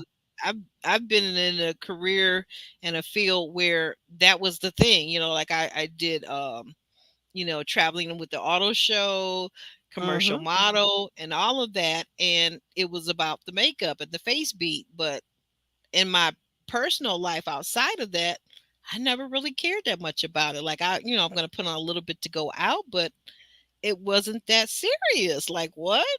Same here. It's not that serious. And again, my mother and grandmother are pageant girls, so you would not think that I would not be in that Feel that realm. way. Yeah, like you like that. But you did say tomboy, and see again, we're twins because that's the thing I had. I was always a tomboy. I was always Yes. the daddy's girl growing up, and I loved running and racing by foot. I loved climbing trees. I loved all things playing basketball. So the whole thing with the makeup and the dress up was just something my mother would, from a young girl too. My mother would dress me up for church because we were a church family, right? Mhm. And so I had that side of me available, but it really wasn't something that I felt like had to be a 24/7 thing. Right. The same here. I was raised Roman Catholic, went to all girl Catholic school as well. And you will have to get ready, and we walked over to the Catholic church, and it's like, oh, it was the tediousness of the frilly socks and Yes, all I of remember. the things. We're twins. I swear, we are twins. Yes, the frilly sock. I Because I just had to be a certain age before I could wear stockings. Right, exactly. And oh my god, it's hot. So the my thing is that, for me, with going back to Kanya and pretty privilege and all that, yes, yes, there's an expectation of I am this pretty, and you see me in this light, I have value. But I feel, she is held hostage by that she cannot go Mm, out without the makeup, without a full face, and without, presenting her pretty, because that is what she puts value on within herself. So if she does not present her pretty, what is she presenting? mm. Wow. You know what? You're the first person I've ever heard describe it as it's almost like it's holding you back, like it's got you locked into this, almost like a stereotype, right? Yeah, you're locked into that behavior. It's like, but that's the value you place on yourself. If that's what you feed, if you think you're smart, you're going to feed your intelligence. If you think your value is outwardly, you would feed that. And that's what she's presenting. And I feel that is the one thing I feel really sad, because it's like, how do you see yourself if you had no makeup? If makeup was gone tomorrow, Right. If they what start, if like another pandemic happened and they can no longer ship it, it's waiting for you, but they can't ship it out. It can't get to the store. It's gone, like the tissue, the toilet paper, and the Lysol and the Clorox. It's gone. You can't get to it in the stores. What would she do? What would she do? how would she see herself? She is the Mm, table. She is a beautiful table, but are you mhm, a sturdy table? See, that's the mm, conversation Isaac can have with her, or but he was put mm. off by the whole "you are the table," and so He thought that was so ridiculous. I remember him going back to the fellas and them having a yes, good little chuckle about it. And then, like you said, to your point, I thought then to myself, I said, that's so Americanized. That's not. I don't think that's right. their tradition or their mindset. But look at how the younger people, the millennials and younger, look at how they're being transformed by American culture. And I'm not gonna say it. I'm not gonna say it because I got in trouble for this the other day. A certain type of music that young folks like to listen to, and not so young folks, because it's been around since I was young, which has been a while Mhm. ago. A certain type of music within it, it has a certain culture, a certain language about women, about hot and heavy time, about all these things, and how men are supposed to just get women, and women have to be, they have to be IG models, basically, right? Now And here's that's where we crazy. are here's where we are not twins. Here's where we are not Oh, twins in that sphere, and I will keep the same the oh same yeah, vocabulary that you are. The music of my grandparents, it was the same topic just said in a very flowery way. yeah, absolutely. So for But me, it's more the vocabulary oh, okay, the rather vocabulary. than the music. Well, okay, okay. I stand corrected because I absolutely agree with you because I was about to say, though flowery, where in your the grandparents' music did they call women the B word? Where did in that music did they call other guys the N word? So yeah, absolutely Right, the right. They did call vocabulary, them the crassness of competition. it all. Yes. He ain't Mm-hmm. good enough for you. I can be your man. They Mm-hmm. did Oh have yeah, the all of that, all of I'm that. I'm gonna take you from what you have, or the woman to woman. I've been with your man. They've had the Mm-hmm. same cheating, taking someone from their significant other, but they say it in a fashion because there's some things as an adult when I listened, they would play their music on Saturday morning when cleaning, and you're Cleaning, like, yeah. wait a minute, Mhm. did granddaddy, do you know what he talking about? Like that ain't the point. Always throughout, I think throughout history, music a lot of times, especially we hear the melody, we hear the beat, we hear whatever it is that transfixes us because music Yes, is universal. But that is so funny. But then, I just had a thought though too to add on to it though. The music now more so than ever because what? We have these little tiny computers that we carry around where we can listen to the music 24 hours a day. When I was growing up, my record player was at home. And when I got home, I could put my Marvin Gaye on. I could put my Isley Brothers, Earth, Wind and Fire, Melba Moore. My cousin turned me on to that Peach Melba album, by the way. That was the bomb. I, you I know, had I had my Sony cassette, my Sony Walkman. Yeah, there you go. Right. But you could take that with now that you could take with you, but you might not take it everywhere, right? Right, right, But right. now, and I mean, and we could have playlists on the cassette tapes and the things like that.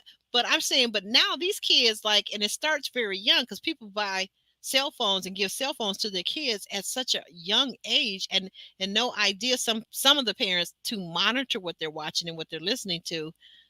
It's a 24-hour cycle, just like the news. It's a 24-hour cycle with music. And I'm just imagining if I'm listening to all the bees and the hoes and the ends, it's no wonder as we're watching Never Ever Mets, it's no wonder the women are calling all the men the B word. Exactly. It's I'm a like, what? When did this start happening? right. How do we communicate with each other? How do we communicate? How do we wish to be communicated? You know, with my thing is, I'm not going to be talking to you and calling you something that I would find offense if you said the same thing back to me. So I'm also in my interaction with you telling you how I would like to be interacted with. So Mm, again, if we turn around and as you brought up never ever mets and the B word flying around, if these mm, men turned around and said that to these ladies, Ooh, girl. Mm-mm. Mm-mm. I gotta either walk away or and I'm not even a violent person, but that word right there, I had a very good friend of mine. We were dating years ago, and like I was saying, this certain type of music. We're in the car. He listening to this certain type of music, and so I turned it off. We kept fighting over the radio station at that time. We're fighting over, and I'm turning it off, and I'm turning to something more mellow because I really do like mellow music, like jazz, classical, or if it's R&B. I love good old school R&B, but I didn't like this certain type of music that got the certain type of language in it. I just never really cared for it. But long story short, so days later, we were at his house. We were doing something, and I can't remember. We were having a horrible, ratchet argument, but mind you, I hadn't called him out his name. Right. And all of a sudden, out of nowhere, but from that certain type of music, I feel like he said the B word. And girl, just as fast as I could get it out my mouth, I said, Yo, mama, Hmm. do you Hmm. know from that day to this, he has never called me that B word again? Ever. I was like, Don't play with me. If I'm one, she's one. And over here in the Detroit area, we like I said, we're not like New York and New Jersey. We don't play those dozens. When you start talking about somebody's mama, that let them know you really mean business. Like on my life, don't you ever call me that again. Especially if you know my mother, especially if you know my mother. But if you don't know my mother, I know you're grabbing at low hanging fruit trying to get me Hmm. to fight with Yeah, you. yeah, So yeah. I so someone in a relationship, yes, but full disclosure, Brooklyn here, I'm the Biggie Junior Mafia era. But again, I am a person where the music does not make my personality. It does not, make me emulate that music. I can be like, "Oh, that's a great song," but that song Mhm. is not my life.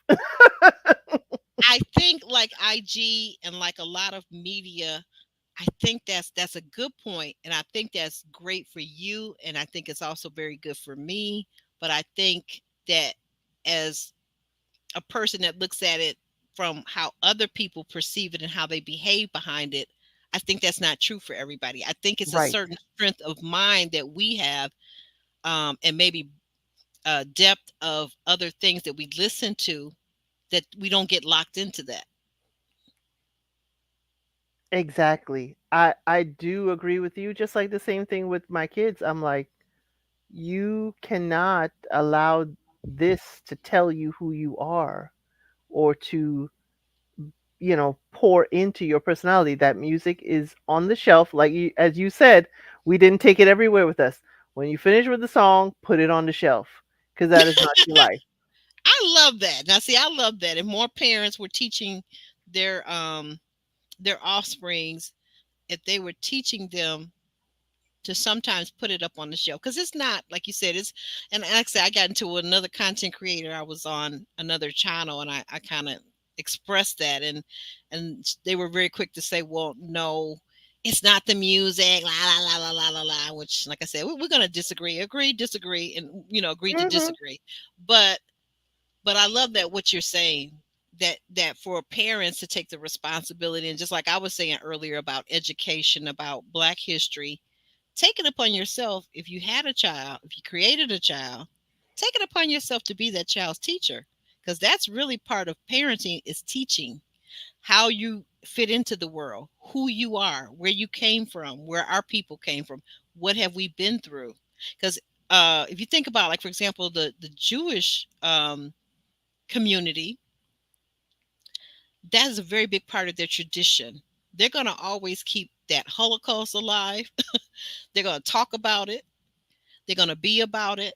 And they're going to be about all things Jewish, right? And But sometimes not, yeah. people kind of poke at them, but I feel like they poke at them because they're actually jealous of them. I Because think. like the whole I'm sorry, just one last thing. Like Hmm. even having the bar mitzvah and the bar mitzvah, right? When the child turns 13, that's a whole vibe for me. Like that that rite of passage. Go ahead. I'm But finished. that is right. That is tradition, and that's why I said earlier that I hope the Western world isn't coming so much through the show. to then change the traditions that have been set for generations here in South Africa. Yeah. That's the thing. Keep your traditions alive. Yeah, but they won't be the first community because if you watch Netflix, I know you probably maybe have taken the time to look at one of my favorite shows on there, by the way, Indian matchmaking. And now, to my point, they've got the new show, spinoff from Indian matchmaking, Jewish matchmaking.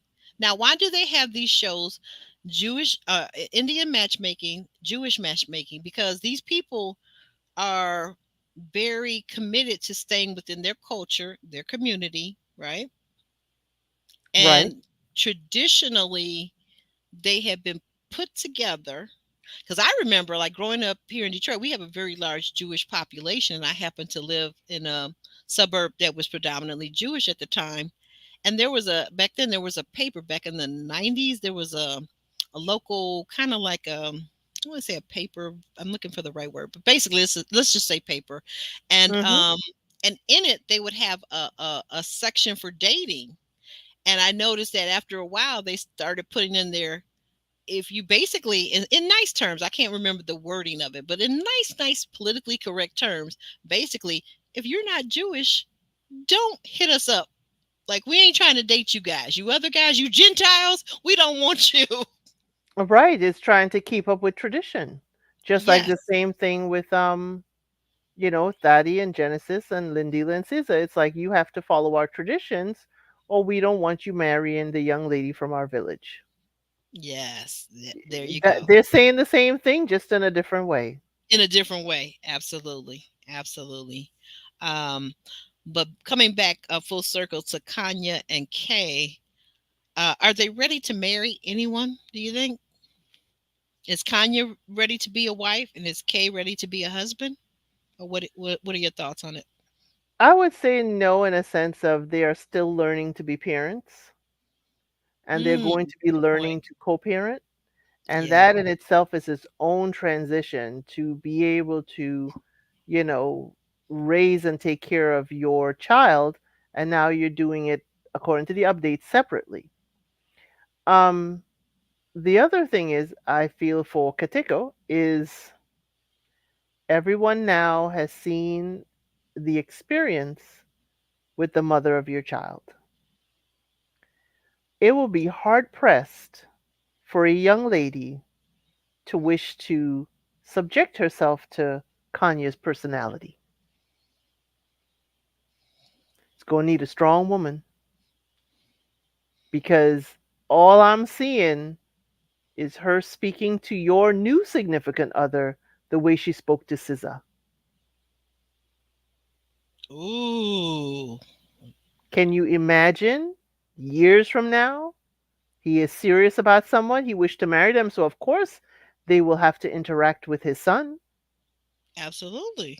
How will Kanye handle that? How will Not well. Kanya handle this? She is also a stepmother to my child. She can also come and pick him up or come to the sporting events, come to the school. How will she handle that? How would you have your woman in this situation? That is going to be the hard question for me because it's got to be a strong woman. I may be strong, but not in that sense. I will see that and turn the other way. Yeah. That would be a hard pill to swallow because you could love him and you could even love his child, his beautiful son. But if you had to deal with that, that could even potentially tear the marriage apart if she remains the way she was on the show from what we saw. Right, Say it that right. way. And the way she was on the reunion, she was blank faced. She didn't laugh at too much. She came to just apologize for body shaming SZA. But when everybody's laughing and kiki, and if you look at her, her face was blank. I Hmm. will give her this. I am hoping it is because, as a new mother, this is the first extended period you have been away from your child. And that could bring a certain Hmm. anxiety. I Okay. have been there. I have been. I'm hoping that's what it is. I'm hoping. Mm, But other than that, mm, her behavior on the show, I and the fact that he's now saying what has happened after the show, and now he's getting a protective order. Yeah, it'll be hard pressed for a young lady to come into that, and for him to choose the right young lady that will add substance and not drama. mm. Yeah, because to me, to that end, therapy is going to be very important for both of them, because therapy for him to actually um, figure out why he was an enabler in their relationship, and how he can avoid doing that again, what he is truly attracted to and what he desires in a wife is not all it should not all be. And I'm not saying he shouldn't be physically attracted to the woman that he eventually marries, but I think that it has to be more to it, right? It has to be more to it Right, than just beauty, right. all of that. So, and I'm sorry, I'm being a little slow because I'm trying to multitask. As I told you, Understood. Understood. I'm trying to get your link to put it in That's the fine. so I have so to you get got my some more channel together. yeah. So but I'm saying, if you got some more that you want to expound on, I'll be just a second. I'm gonna run over and grab your link and drop it.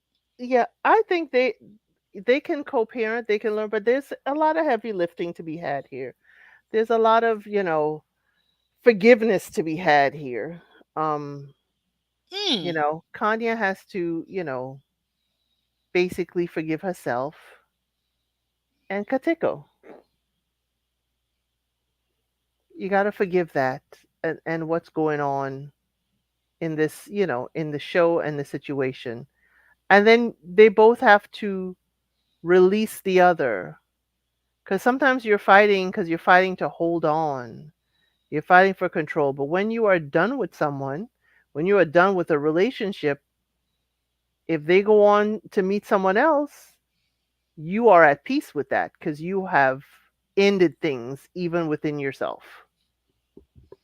So I would say just they both need to work on themselves and work with each other for their child.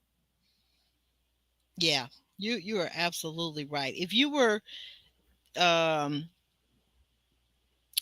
looking at, what do you think what it is that Kanya should focus in on in her improving and being, possibly preparing to be a wife, what do you think some of the things that, from what we saw, what do you think some of the things would be that she could work on to improve herself in that I, area? I think that's kind of hard for me because I don't know where it stems from. I don't Okay. know where the root of it is, but I would like, if she is going to therapy and working with a professional to, improve herself, learn who she is, and, you know, to be better. That's all, we can ask. Will she, have triggering moments and may, act up and yell or whatever again? Yeah, sure. But if she's, willing, to work, I could certainly see her improving. Um, Yeah. I could see her because for me, it's like you've got to choose to do better. You've got to choose to do better to be better. So that's where I am with her. It's just, I'm not sure where it stems from. I'm not sure, You're right. You're right. but Because is it anger? Is it fear? Because I did see what I felt like would appear to be some insecurities, and I love the example that you brought in with the, what I call pretty privilege, and you talked about it almost being kind of like a jail cell, if that's what you focus on, and uh a person is worried about their looks, and we know that looks tend to decline as we age. if right. that if that is the prison that you live in. I recall my daughter, it's so funny, we were having a conversation a couple years back, and I tried to because I was in that space. I had tried to a couple times to get her involved in some child modeling, right? And she did. And then even as a teenager, she had an ad that came out. Mm-hmm. As a kid, we uh, weren't so successful, but there was reasons for that, like busy, busy, busy, and all that. But she Mm-hmm. asked me not too long ago. She's like, "Mom," because people would tell her all the time, you should model, you should model.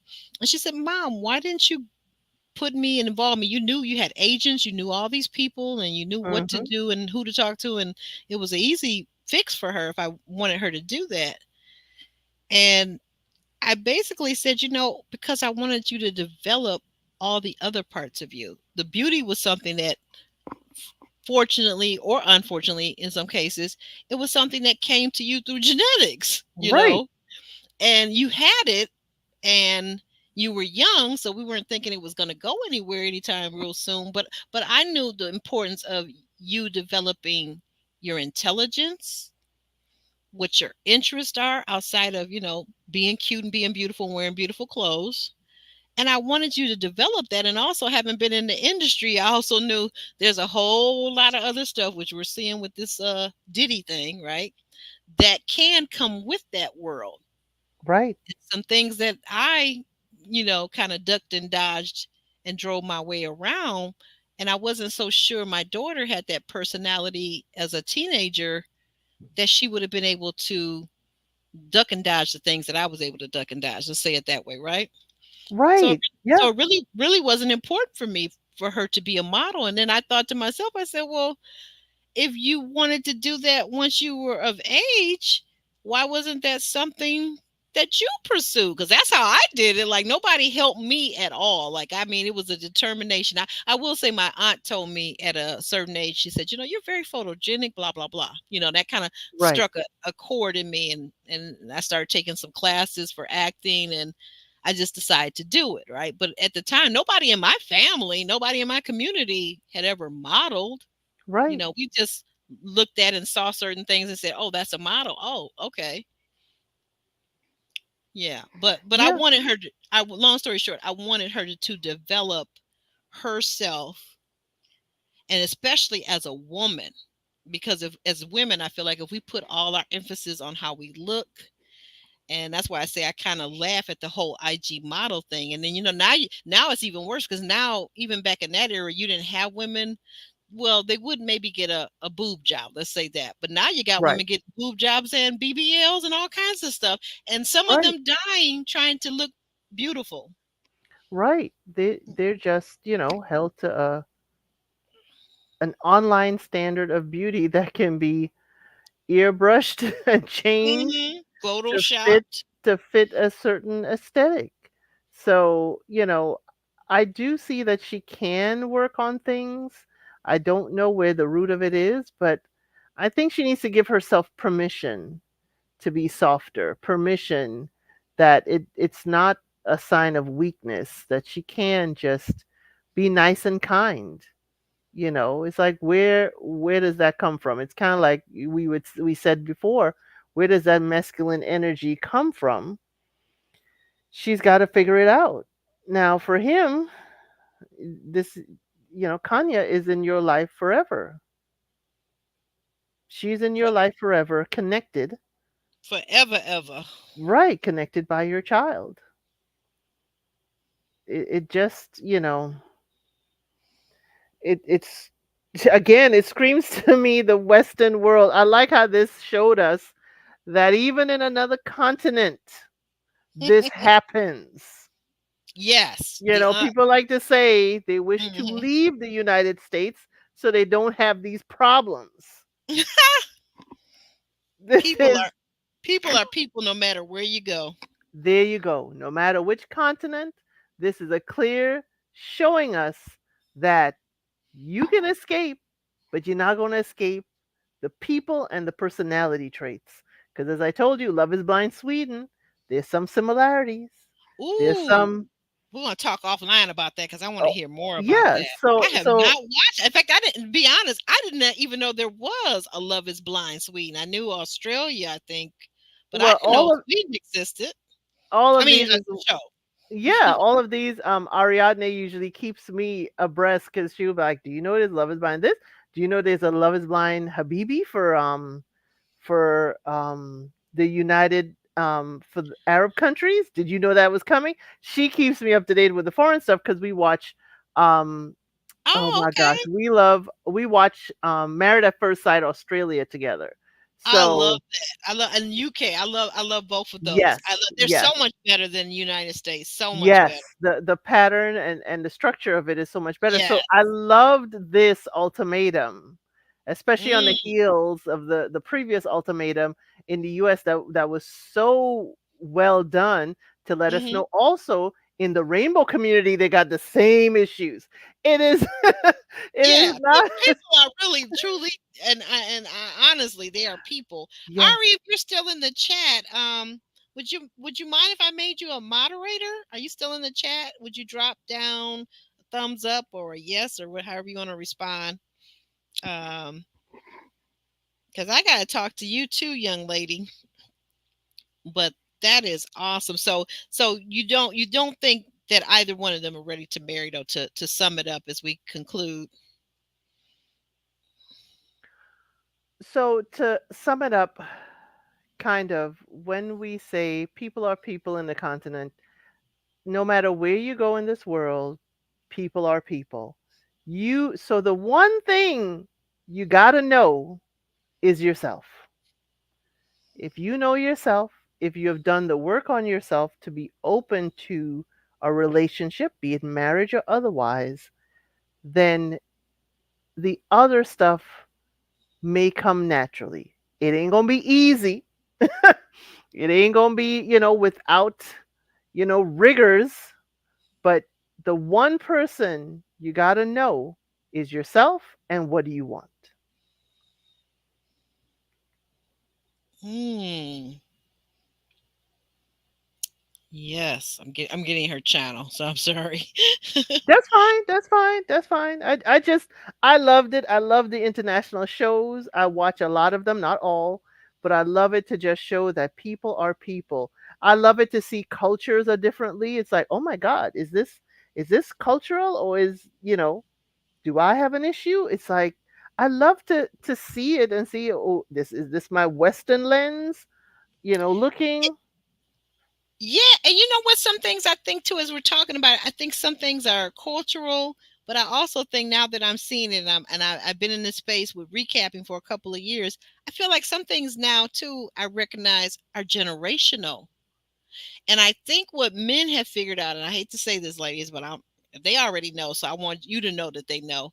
I think what men have figured out throughout the globe is that if they can have a baby with you, if they can have all the hot and heavy time, have you shack up, move in with them, cook their dinners, watch their dirty drawers. I think that most men around the globe have figured out maybe I don't necessarily need this thing called marriage. So I think that has to be like a really intentional thing for the woman and the man that is interested in marriage to be very intentional about it and finding out and using dating to find out the data about the person you're dating. Is it really important to them? Is it something they really value? right, Because not everybody values marriage the same. That's what it is.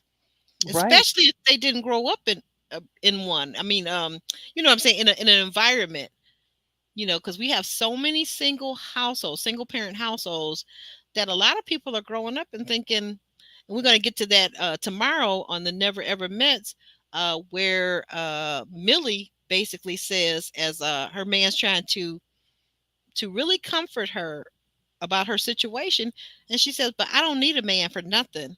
And I was right, thinking to myself, like, now it's one thing if you tell your girlfriend that in bravado and talking smack, right?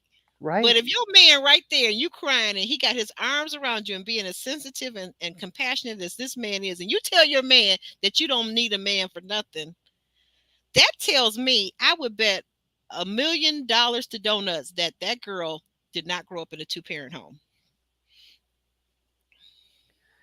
or it could be from her trauma saying she doesn't need a man around her to hurt her. I I hear what you're saying, I understand. I agree with you. I But agree I with you. Well, in that moment when she said that, that spoke two things to me. And that the first thing that I just said, I think it goes even further back. So it's like trauma upon trauma in a sense, at least in my mind, having grown up in a two-parent home. It's trauma upon trauma. And Yes. also it smacks to me, and I could be wrong.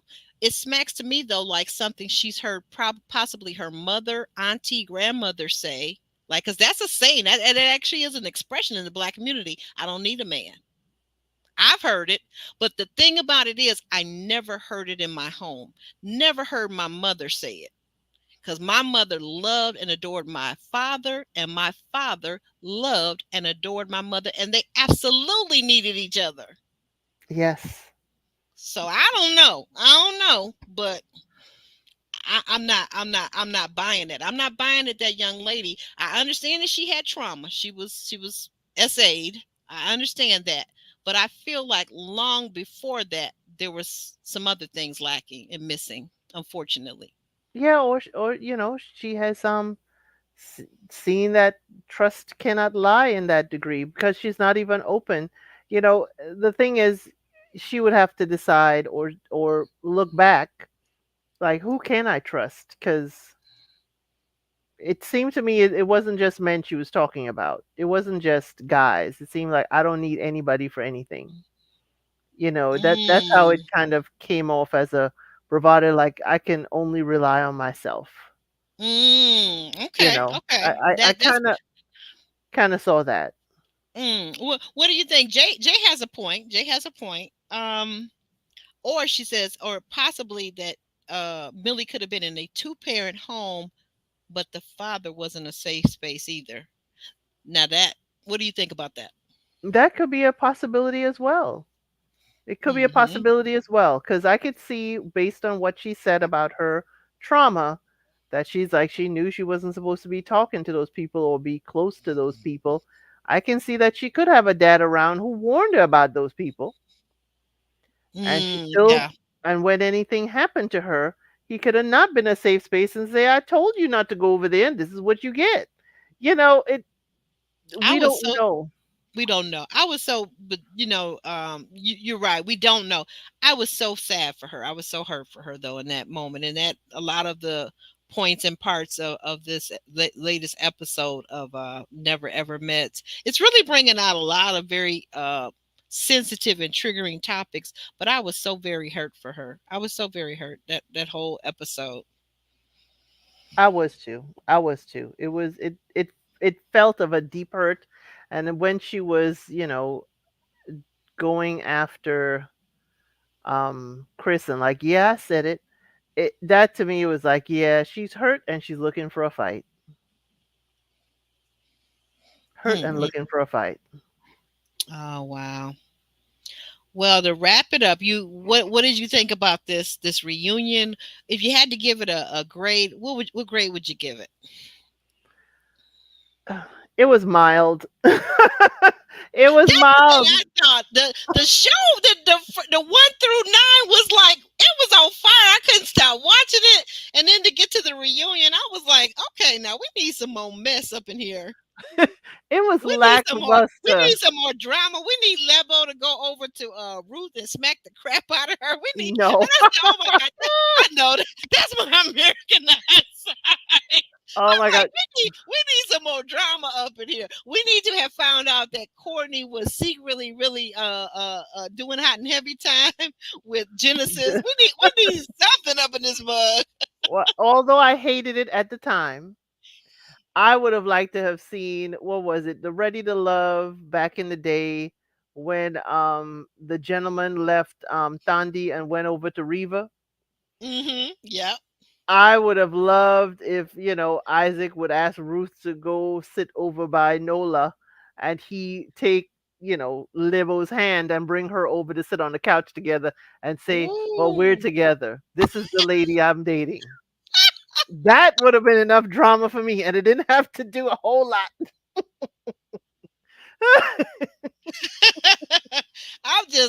Yeah. I said, now that's sad. That's sad. And even my feeling about Courtney and Aiden, I meant to throw this in when we were talking about them. I feel like they're maybe my thought as for as a viewer, they're boring, and that I say this all the time, they're boring in a relationship a lot of times, or some level of reliability, some level of knowing what to expect is a good thing because it shows it's not necessarily toxic.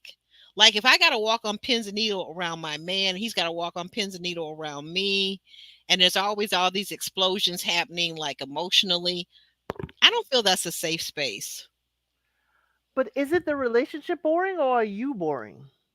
No, yeah, right. So I guess I'm using the wrong word. I'm sorry. It's getting late. I um, understand. No, no, it's yeah, just for it's me not. perspective. If I Yeah, am you're right. bored, It's not yeah, boring. It's more. What's the word? It's more safe. It's more calm. It's more peaceful. But boring. You're right. It's not the right word. But I no, it's the felt right like word. It's as the a right viewer, word. I felt Yeah. like Courtney and Aiden were kind of dull. Okay, I don't Right. know. But for me, you can use the word boring. For me, it's like if I am bored, that is within me. That has not, it's not my partner necessarily. They do have a part to play, but it's like, what about this is causing me to translate it as boring or boredom? So then it is my responsibility to, work with my partner and say, hey, I am bored in this Agreed. moment Agreed. and We we are need to spice it twins. up. We are twins. That's why I say I absolutely used the wrong word, but I'm sorry. I'm still grappling. I'm still trying to think of the right word. Not routine. I'm Yes. sorry. Maybe routine. I'm sorry. Routine. And there's even a better word out there somewhere in We my get and it's complacent. We get complacent. complacent. There you go, complacent. But I'm saying, but I said all that to say I didn't mean boring. Complacent is a better word. Routine is a better word. That you have these routine relationships, and you know what to expect. You know your partner. Your partner knows you well. You partner well together, right? Like Right. whoever's home from work first makes dinner. Let's say if you're living together Yeah. or whatever, right? Yeah. The little things like that. But I meant more routine. But I'm also saying here's where boring comes in. I'm sorry. Okay, now my thought is a little clearer. Here's Mhm. where boring comes in. Some people, especially in our American culture, I think, would see those routine, normalized relationships or normal relationships as boring, but it's actually because they're hardwired to be attracted to toxic relationships. So that would be a question we would have for Kateko. Was the time with SZA considered boring to you because it didn't have any spice or drama or fights? Mm, That would be a question. that's true. It's That's true. But all in all, I guess okay, let me just final word. So what would you how would you grade the first 9 episodes, this the season of the Ultimatum South Africa? What grade would you give it? I I would give it all the episodes was fire. They were good. They Yes. showed a lot. So for the episodes 1 through 9, I believe it was 9 episodes. It was. They were a 9 because I'm sorry, they were a really good ultimatum. They really came in and kicked in the door and said, "We are here, South Africa." Um, but for the reunion, it was lackluster. They dropped all the way down to a 6, unfortunately. Mm, I wished for more pointed questions. She tried, the hostess. She tried. She went a little bit further in some things. I love that they did not take us rewinding the entire season because they yeah. only had an hour. They gave us little spotlights. I liked that. I like that Mhm. balance. But as far as bringing stuff, to the surface, it was kind of lackluster. Yeah. I have to agree. If I had to give it a grade, I'm going to go not with the numbers. I'm going to go with the letter grades that we do here in the states. I'm going to say that like you said, the season one through 9 was definitely like a to a Mhm. minus at the least. I mean, at the minimum, and that's high for Mhm. somebody that's seen a lot of reality shows. That's high. I don't know what I just typed something in and it just disappeared. What in the heck? But anyway, I'm not gonna worry about StreamYard. StreamYard, you're not gonna get me today. Oh wait a minute, I think I figured out what's going on. I'm in the wrong. Okay. Section. Yes. Okay, wrong section. Yes. I would give it a minus, but for the reunion, I would say about a C plus. I really Mm, would have liked um maybe a little more delving into some things, some questions, because well, here's one thing I didn't know about anybody, and if they said this, maybe I missed it on all of them. I thought I knew one person. I never knew what any of them did for a living, and I think to me that makes it helps me to build up who I think this person is part of what they do, right, for a yes, living. yes. I never had any idea what anyone did. Not anyone. And I know everybody couldn't be like Kanya and just living on their good looks. Everybody couldn't have been that I person. know Ruth and Lindile were both in acting sphere, but Ah, everybody else I don't know. I don't know what Isaac does for a living. And did even Aiden say in the reunion what kind of job he got? I don't think so. I didn't catch it if he did. that's what I'm saying. And that's something usually, typically in American shows, that's one of the things they let us know right up front. Like this Right, person's a painter, this person is in finance, this person is a hairdresser. We know that right up front. So we're like, we're already kind of. I think it kind of already gets us to plotting like, oh yeah, they do this for a living. They must be a certain way. but Kanya in the mixer when she was they kept showing her, she kept saying, "I'm an entrepreneur. I'm an entrepreneur." Yes, she did say that, but my thing is, okay, that's fine to say you're an entrepreneur, followed by in what industry, in what Right, field. right, I'm an educational entrepreneur. I'm a, uh, I mean, I make, in the cosmetics field, right. something. 'Cause when I hear people say I'm an entrepreneur and there's no other statement after that, I'm like, okay, yeah, all right. So basically, you have no job. That's what I think. I'm like, okay, yeah, basically you have no job. Because now other people will say I'm an entrepreneur and then they follow it with so much stuff. I'm like, okay, yeah, you're really in that field. You're really Right. in that. I'm an entrepreneur in the electrical field. I have a master's. I'm a master electrician. And what I do when they construct homes, I go in and do XYZ. Oh yeah, you've got a job, you got a career. But if you just say entrepreneur, I'm like, yeah. Just know inside, if I don't do it visually inside my head, I'm rolling my eyes at you. Understood. Uh, but anyway, let me get your we're gonna end. I want to thank you first and foremost. I want to thank you, all Sid, for being here. I really enjoyed you. I have to have you back. You're my twin. You're my twin. Lost at birth, you know. Ah, I really enjoyed you, and I want people to go over and subscribe to your channel as well as Ari's channel. I missed it because I thought I would catch it on your channel, but I didn't have Ari's information. But now that I do, I just went over and subscribed, so I should be getting notifications next time you guys go live. Awesome. And I am an infant, in these YouTube streets. I have to get my channel up and going, but I appreciate this. This has been fun. And I thank you for inviting me. I thought after our Discord in the last live that I was setting I was what not a fan of your impromptu guest. I was like, oh, there's no way she would ask me to come on here. Mm-mm, But mm-mm. I'm glad that was untrue. Ask JR. You talk to JR next time. He'll tell you. I'm constantly saying. And finally, he just told me the other day. I was going back and forth with him. I'm like, I want to get else Sid. I wonder if else Sid, because I was scared to ask you at first. And finally, he said, "Why don't you ask her?" Yeah, just ask her. I was like, oh yeah, okay. There you That's go. And kind that of is odd how to it me. is born. But Yeah. So thank you so much. It has been fun. I truly have enjoyed you. I truly do. I think you have a lot of wisdom and a lot of wit, and just so much going for you. So I'm sure your channel will be growing by landslides. It really will be. So anything I can help you, let me know, and I hope to get you back over here. Okay. Awesome. Will do. Thank you. All right. Now we're going to shimmy and shake on out of here. You want to say goodbye to the viewers? Bye, everyone. See you next time. See you next time, guys. Love you guys. Love you already.